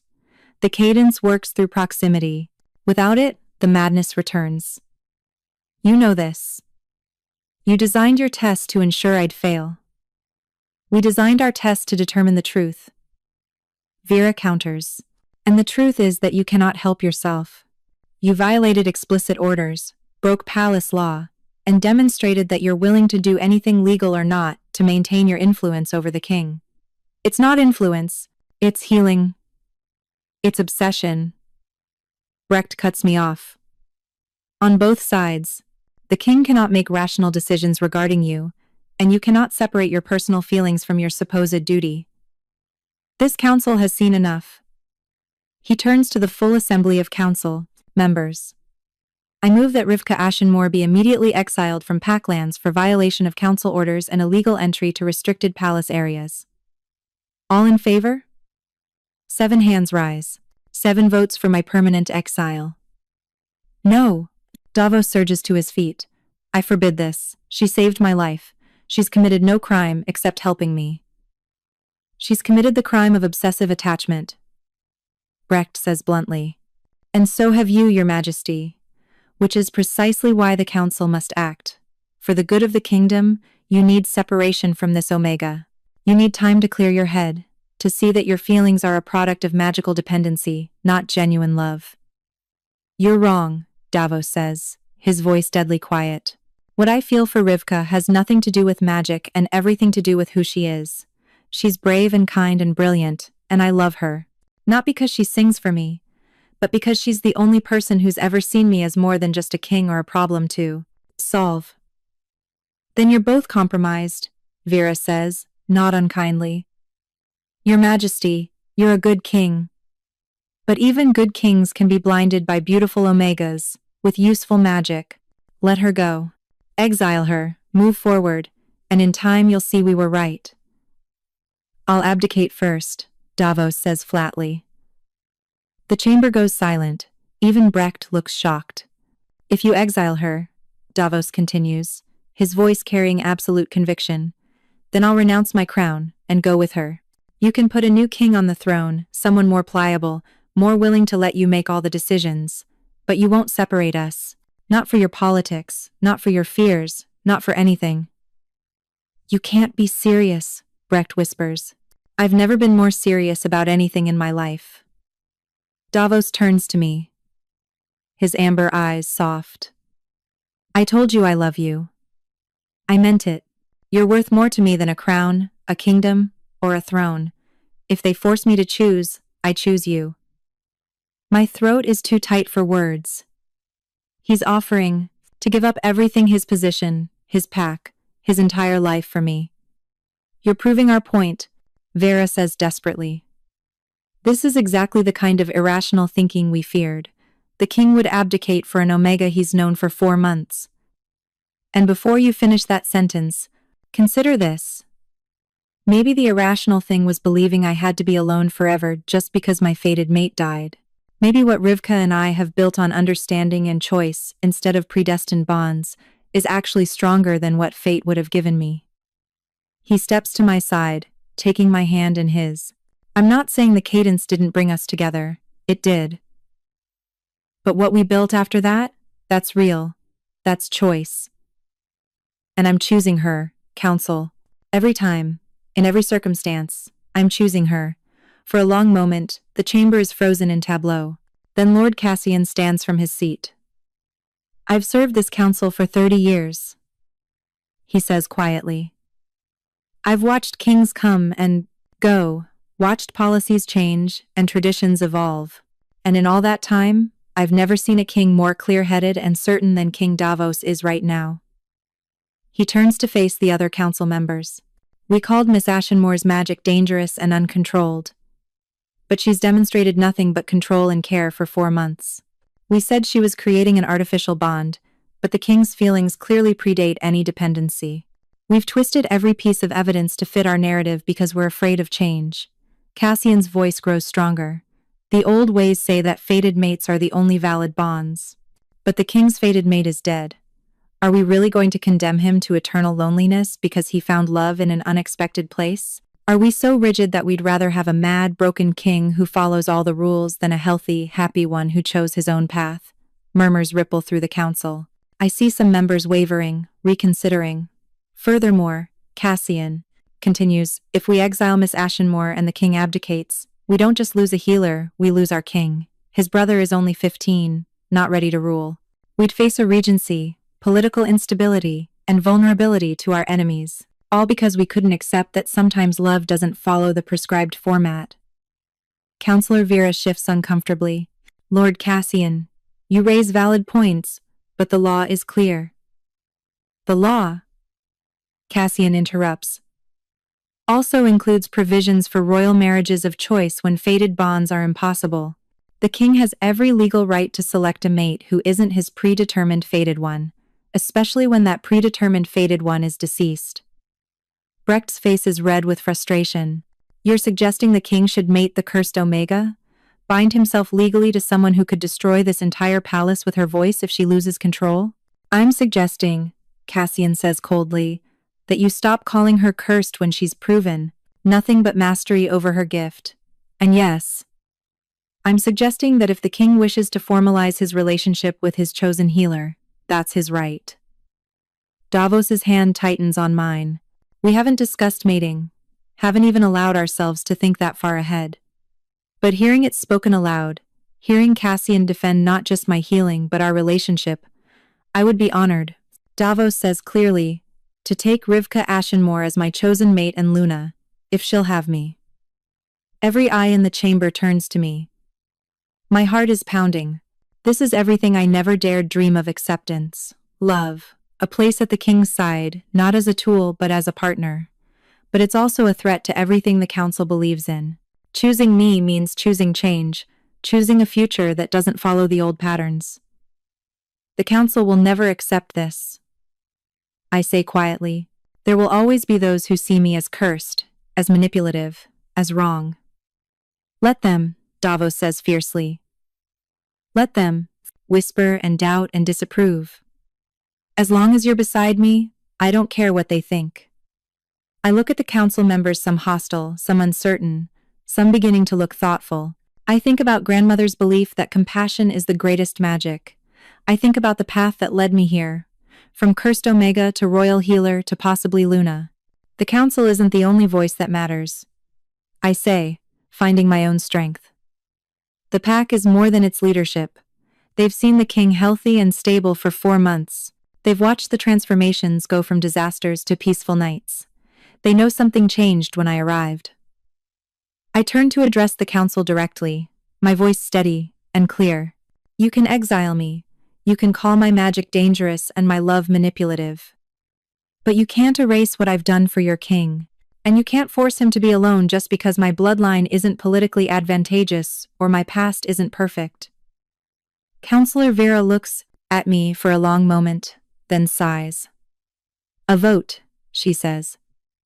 A formal vote on whether to accept the king's chosen mate, regardless of her unconventional background. If the council approves, Miss Ashenmore's exile is rescinded, and she may pursue a formal bonding with His Majesty. If we don't approve, she doesn't finish. All in favor of accepting the king's choice, Cassian calls. Hands rise. I count them with my heart in my throat. Lord Cassian. 4 other council members who've been quietly supportive. And then shockingly, Counselor Vera herself. 6 votes, not a majority, but close. Opposed? Cassian continues. 5 hands, including Breck's, 1 abstention. 6-5, with 1 abstention. It's not a clear mandate, but it's enough. The motion passes, Cassian says, relief flooding his face. The council recognizes the king's right to choose his mate. Miss Ashenmore, your exile is rescinded. Your position as Royal Omega Healer is restored. Davos pulls me into his arms, and I hear Breck's protest drowned out by my own heartbeat. We won. Against all odds, we actually won. The mating ceremony is scheduled for 2 weeks later, giving the pack time to adjust to the shocking news that their king is bonding with the formerly cursed Omega. The reaction is mixed. Some pack members are thrilled. They've watched the king's transformations become peaceful, seen him smile again after years of grim determination. They whisper that maybe love is better than fate, that maybe choosing your own path is stronger than following predestined bonds. Others are scandalized. The old families, the ones who put stock in bloodlines and tradition, mutter about inappropriate matches and dangerous precedents. I ignore them all. I spend the 2 weeks in a strange state of suspended joy, hardly believing this is real. Davos and I are no longer hiding our relationship. We walk the palace gardens openly, hands linked. We sit together at the high table during meals. We're building something real and acknowledged. Are you sure? I ask him one evening, a week before the ceremony. We're in the music room, my head resting on his shoulder as we watch the sunset. You're giving up any chance of finding another fated mate, of having that perfect bond. I had a fated mate, he interrupts gently. Fate took her from me before I could meet her. What you and I have? We built this. We chose this. That makes it stronger, not weaker. The council will always doubt. Some of them will. Some won't. That's the nature of leadership. He tilts my chin up, making me meet his eyes. But I don't need the council's approval to know what I feel. I love you, Rivka Ashenmore. You're fierce and brilliant, and you sing me back to sanity every full moon. You're exactly who I want beside me. The mating ceremony itself is a blend of old traditions and new necessity. Because I'm not his fated mate, we can't complete the magical bond that fated pairs share. Instead, we use the older, more deliberate form of bonding, a ritual that requires conscious choice and witnessed vows. The Great Hall is packed. Every ranking member of the pack is present, along with representatives from allied packs across the realm. I wear traditional Luna white, silver embroidery, tracing patterns of moon phases across the silk. Davos is in formal black, the crown of House Ironfang on his brow, looking every inch the Alpha King. But when his eyes find mine across the hall, the formality melts into something warm and real. The ceremony is conducted by the pack's high priestess, Elder Morna, a weathered Omega, older than anyone can remember, who serves the moon goddess and cares nothing for council politics. We gather to witness a choosing, she intones, her voice carrying through the hall. Not a fated bond, but a chosen one. Not what the stars ordained, but what two hearts have built. The ritual is beautiful and terrifying. We speak our vows publicly, declaring our choice before the pack and the goddess. I, Davos Ironfang, Alpha King of the Black Moon Pack, choose you, Rivka Ashenmore, as my mate and Luna. I choose your strength and your compassion. I choose your voice and your silence. I choose you in health and in madness, in peace and in chaos, for as long as we both draw breath. My turn. My voice shakes but holds. I, Rivka Ashenmore, choose you, Davos Ironfang, as my mate and king. I choose your courage and your vulnerability. I choose your wolf and your humanity. I choose you in darkness and in light, in transformation and in stillness, for as long as we both draw breath. Elder Morna binds our hands with a silver cord, the symbolic link that represents our chosen bond. The moon goddess recognizes what the heart chooses, she declares. Let no one separate what has been deliberately and joyfully joined.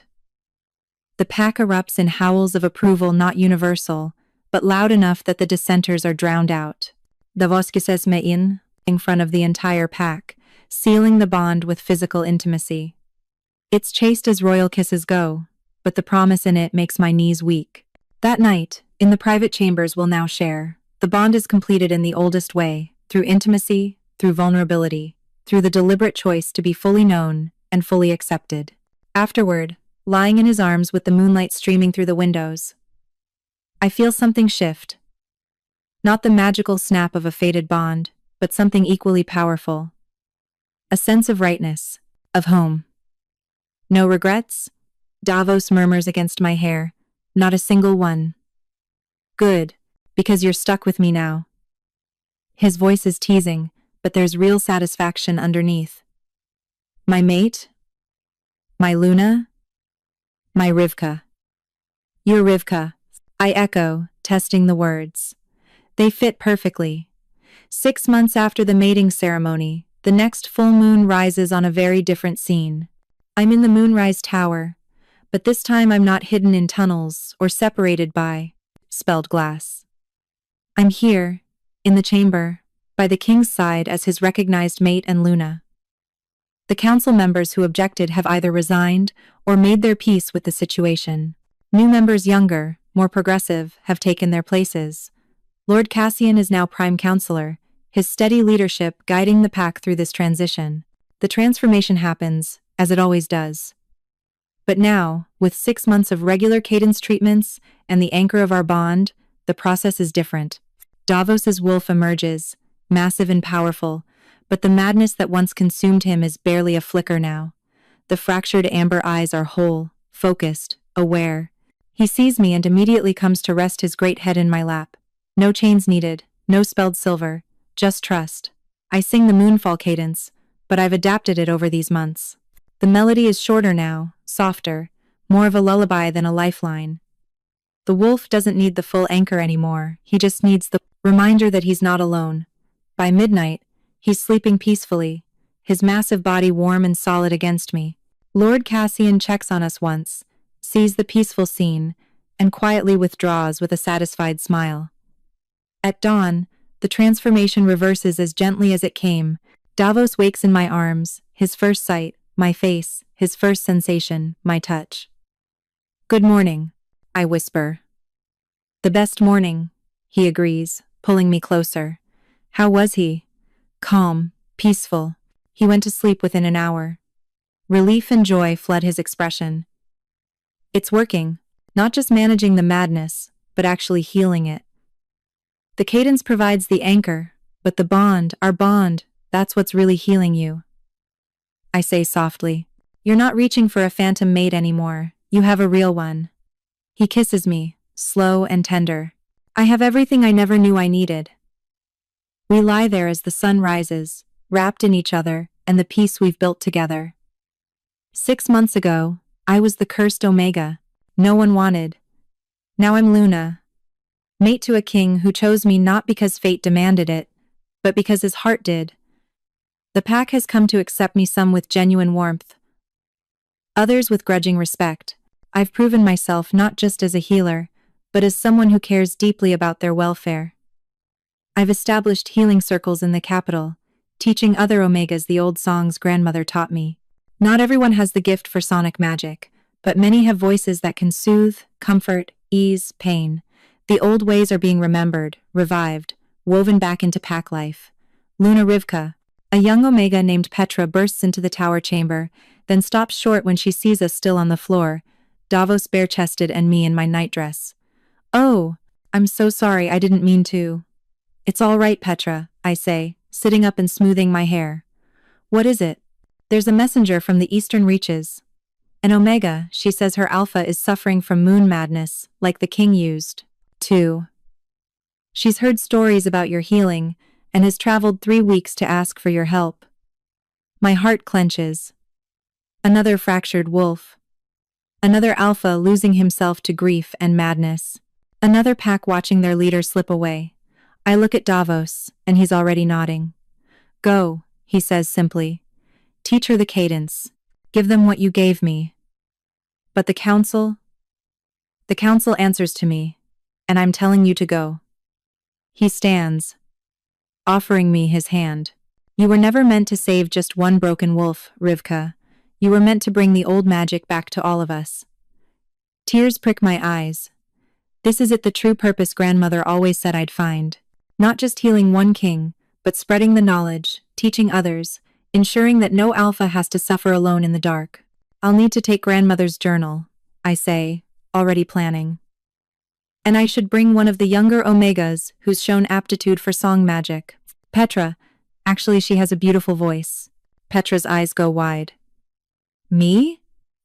You want me to come with you? If you're willing, this won't be easy. Teaching the cadence takes time, and not every case will respond as well as the king's did.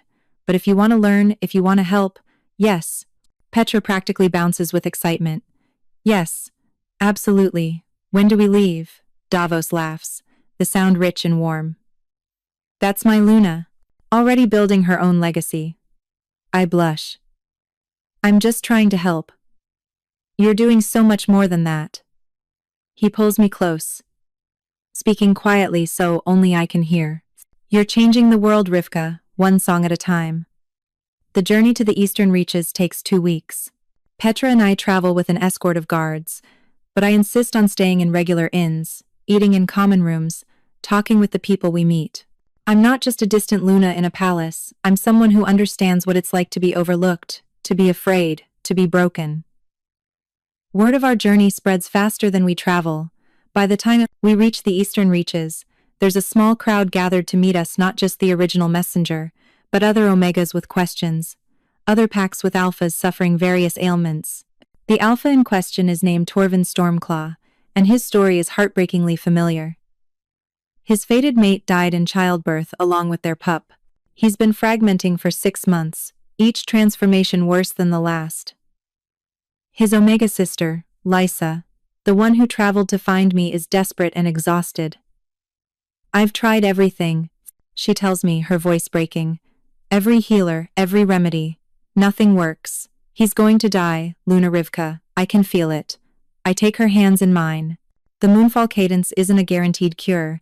It worked for King Davos because I could provide consistent treatment every moon, and because I hesitate, then decide on honesty.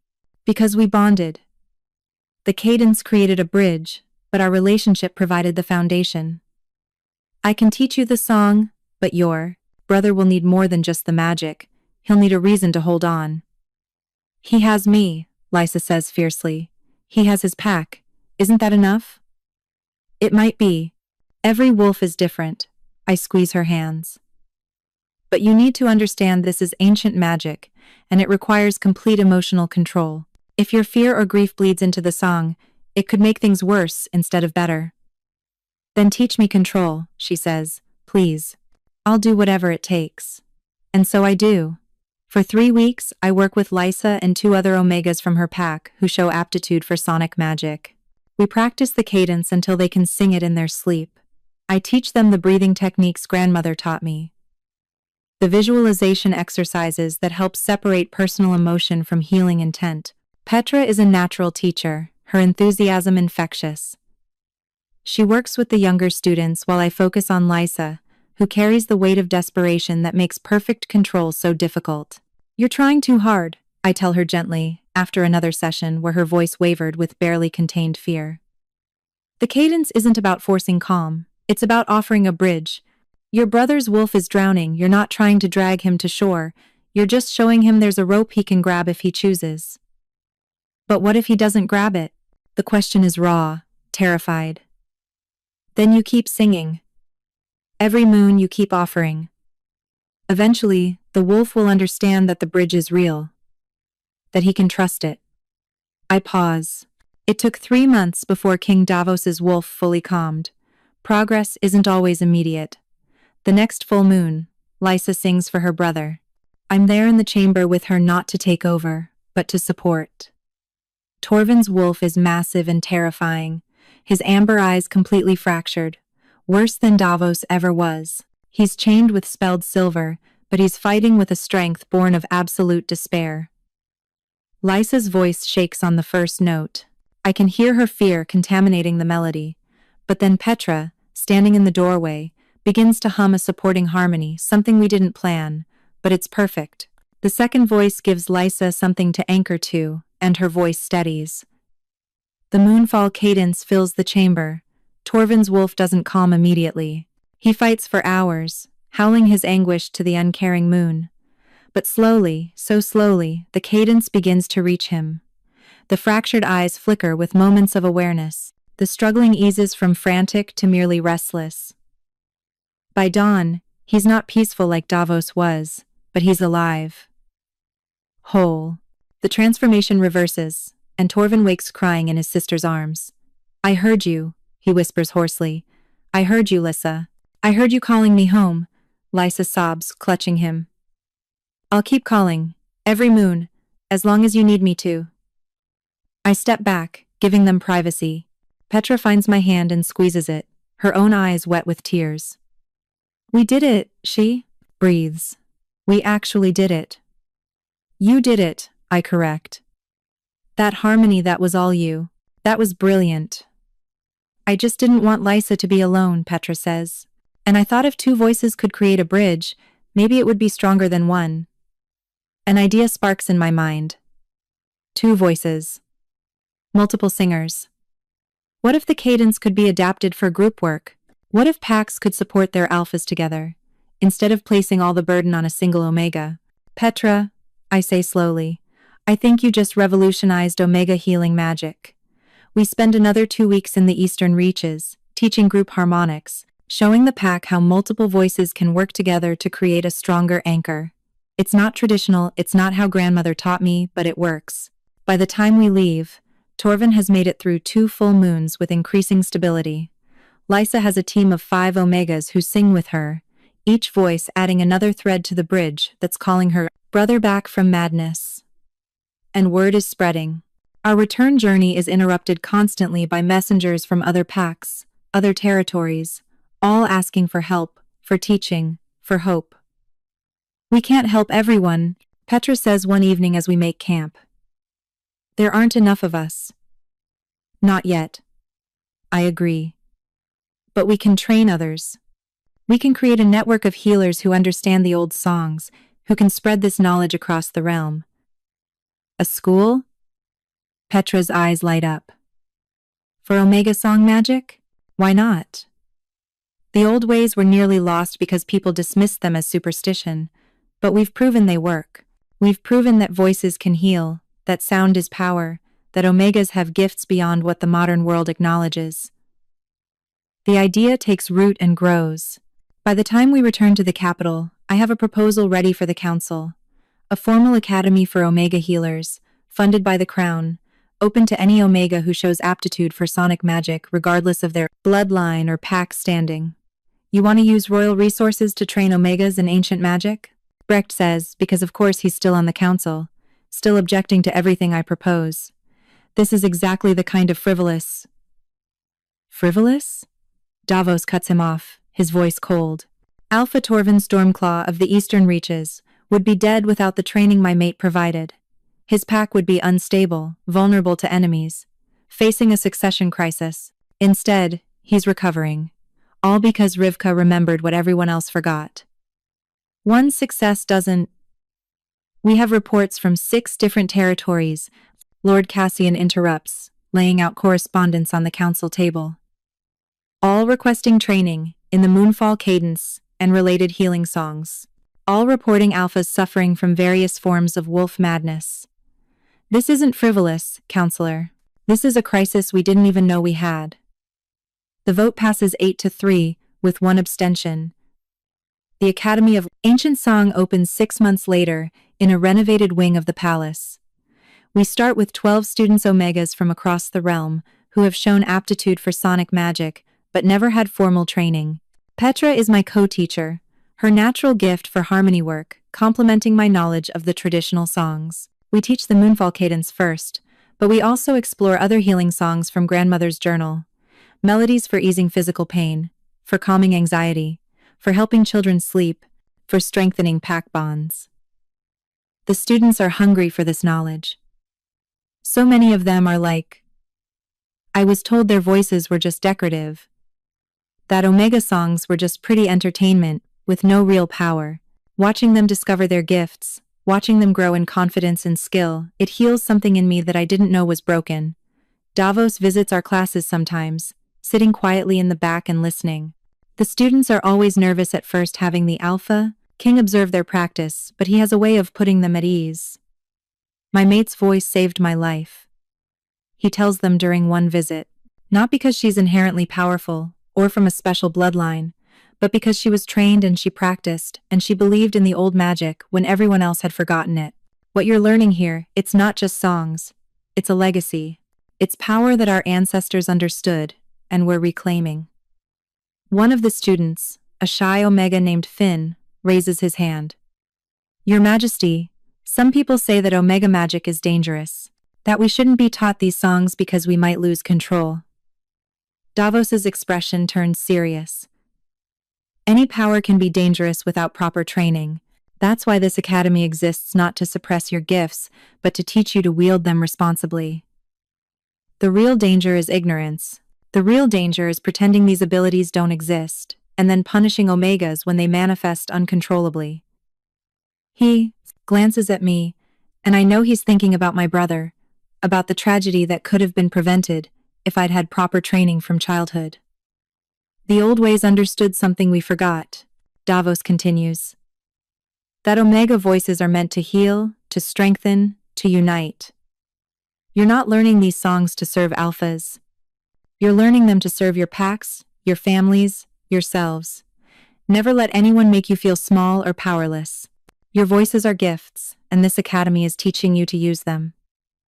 The students sit up straighter, pride replacing their earlier uncertainty. After class, Davos pulls me aside in the hallway. I have news, he says, his eyes bright with something that looks like barely contained excitement. The High Council of Pax has requested your presence at the annual summit. They want you to present on the revival of Omega Song magic, to encourage other territories, to establish similar training programs. My heart races. The summit? That's where all the ruling alphas gather. That's the most influential gathering in the realm, he finishes, and they want to hear from you. Specifically you, not me speaking on your behalf. They want to hear the Luna who revolutionized healing magic explain how she did it. I didn't revolutionize anything. I just remembered what grandmother taught me. You're doing it again, he says softly, cupping my face. Diminishing your own accomplishments. Rivka, you took knowledge that was dying and made it live again. You turned your greatest shame into your greatest strength. You've trained dozens of healers who are now helping alphas across the realm. That's revolutionary, whether you want to admit it or not. I lean into his touch. What if I fail? What if they ask questions I can't answer? What if... Then you say I don't know, and you figure it out, he interrupts. Just like you did with me, just like you did with Torvin, just like you do with every challenge. He leans down, his forehead resting against mine. You don't have to be perfect, Rivka, you just have to be you. That's always been enough. The summit is held in neutral territory, a massive stone fortress built centuries ago specifically for interpack gatherings. Every ruling alpha in the realm is present, along with their lunas, key council members, and various other important wolves. I've never seen so much concentrated power in one place. The atmosphere is electric, intimidating, overwhelming. Davos stays close to my side, a steady presence, but he's made it clear that this presentation is mine. He'll support me, but he won't speak for me. When my name is called, I walk to the central platform with my heart hammering and grandmother's lute in my hands. Hundreds of eyes focus on me. I see curiosity, skepticism, and in some faces, outright hostility. The cursed Omega who somehow became Luna. The girl who killed her brother, now teaching others how to use their voices. I take a breath and begin to speak. 5 years ago, I believed my voice was a curse. I had accidentally killed my infant brother during an uncontrolled manifestation of sonic magic, and the council rightly forbade me from ever singing again. The murmurs start immediately, but I push through.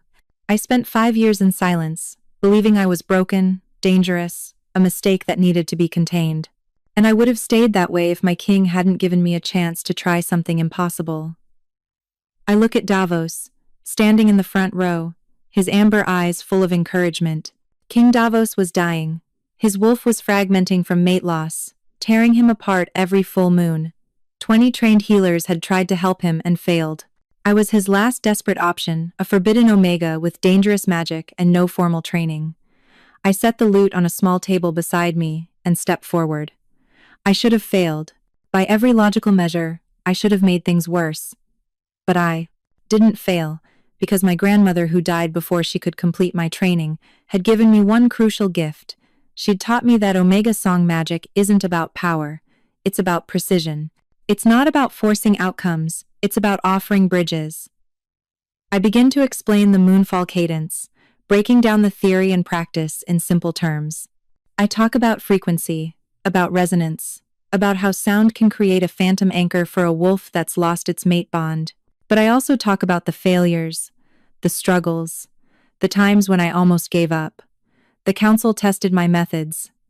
I continue. They separated me from the king to prove that what we had was artificial, that my magic was creating false bonds. And they were partly right. The cadence does work better with proximity, but not because it creates artificial bonds. Because real healing requires connection.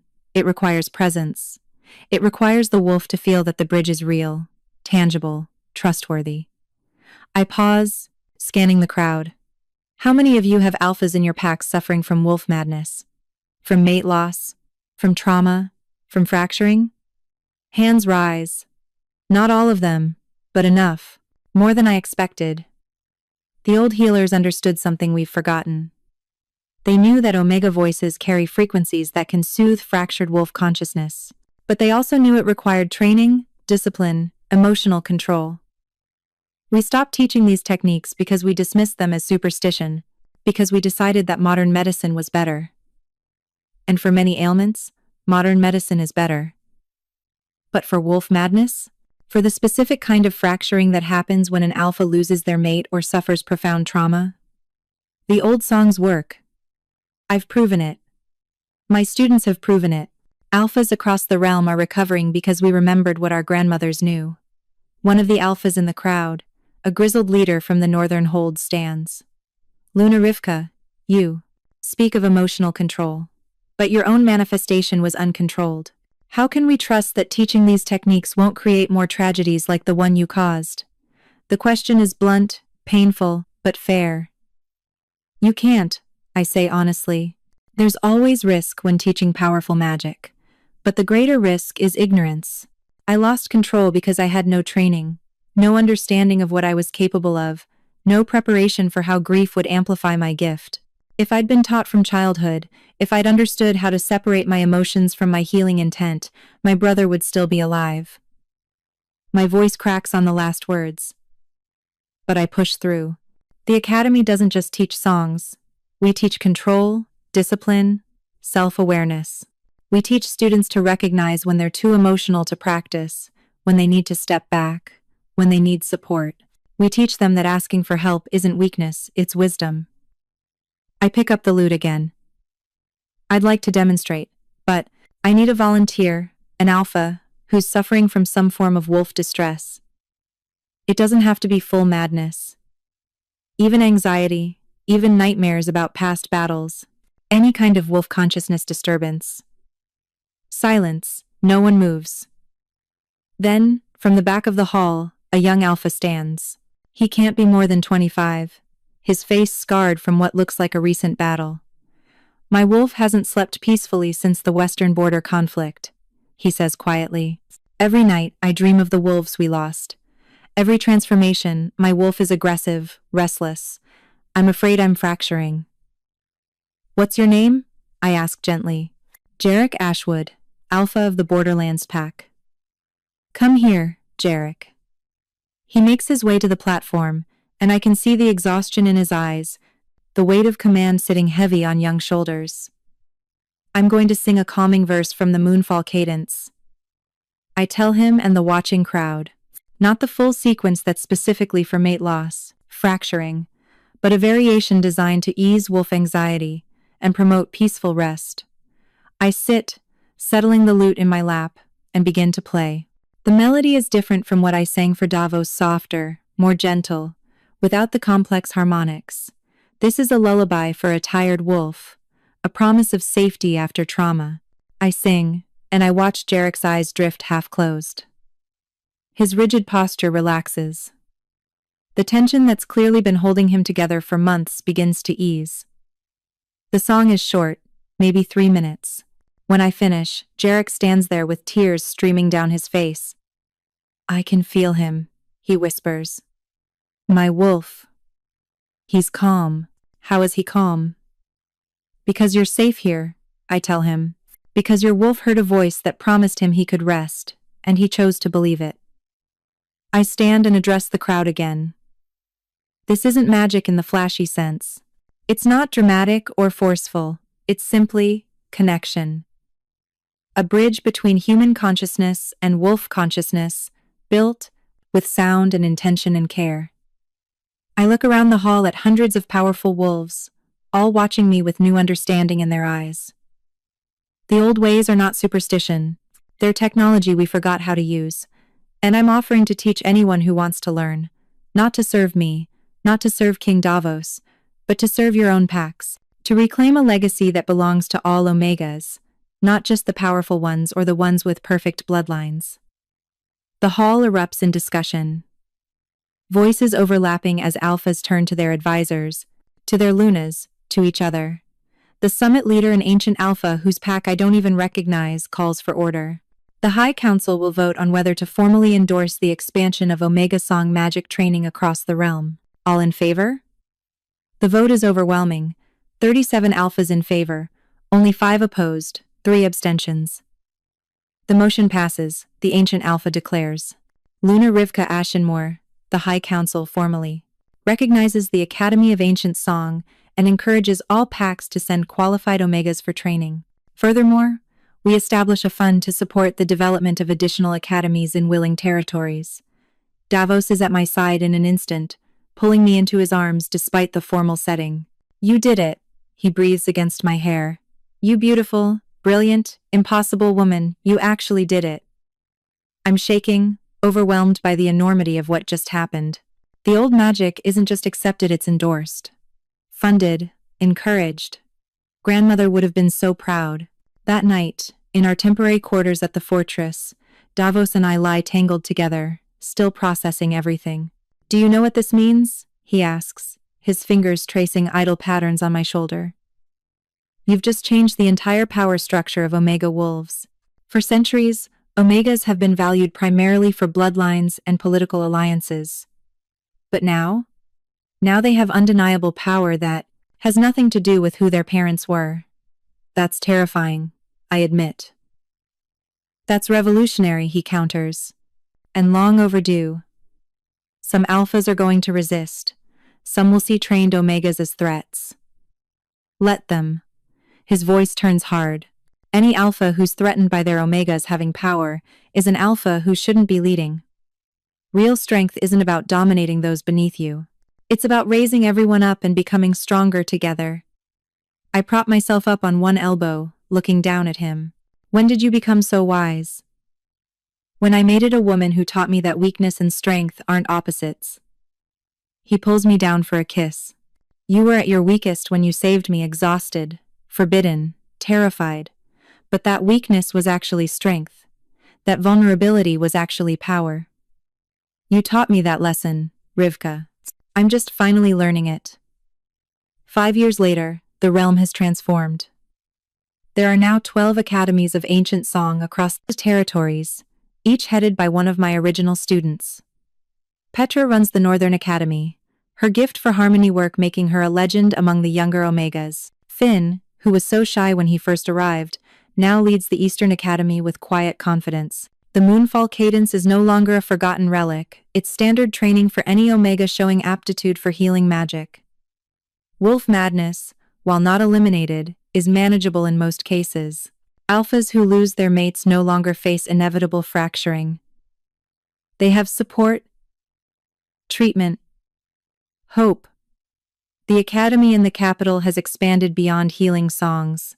We've recovered other forms of Omega song magic. Songs that strengthen pack bonds, that help crops grow, that ease childbirth, that protect boundaries. The old knowledge is being systematically recovered, tested, taught. Not all of it works. Some of what we thought was magic turns out to be superstition after all, but enough works that Omega voices are now recognized as legitimate power. The social changes are even more profound. Omegas are no longer valued primarily for bloodlines. An Omega with strong song magic can command respect regardless of their parentage. Pairings are still arranged, but now skill and training are considered alongside political advantage. It's not perfect. There's still resistance, still prejudice, still alphas who resent the shift in power dynamics. But it's better. It's progress. Davos and I have found our rhythm. Every full moon, I sing for him, not because he needs it anymore, but because we both enjoy the ritual. His wolf is fully healed now, the fractures mended, the madness a distant memory, but he still rests his great head in my lap while I sing, still makes that contented rumbling sound, still sleeps peacefully through the night. During the day, we rule together. Davos handles the military and political alliances. I handle education and healing initiatives. The council, now fully reformed with members who support our vision, works with us instead of against us. We have arguments sometimes. Davos can be stubborn about tradition, and I can be reckless about reform. But we've learned to navigate our differences, to find compromises, to remember that we're partners building something together. On a crisp autumn evening, 5 years to the day after I first sang the Moonfall cadence, I find myself back in the music room, where so much of our relationship developed. Davos joins me, as he so often does, settling into his favorite chair, while I practice a new healing song one of my students discovered in an old text. I have news, he says when I pause between verses. I set down the lute. Good news or bad news? Good news. Extraordinary news, actually. He's trying to contain his excitement, but it's leaking through. The Western Territories want to host the next summit, and they want you to give the keynote address. Not about healing magic this time, about governance, about how we've restructured our council, how we've integrated Omega voices into decision-making, how we've created systems that honor both tradition and progress. I blink. They want me to speak about politics? I'm not a politician.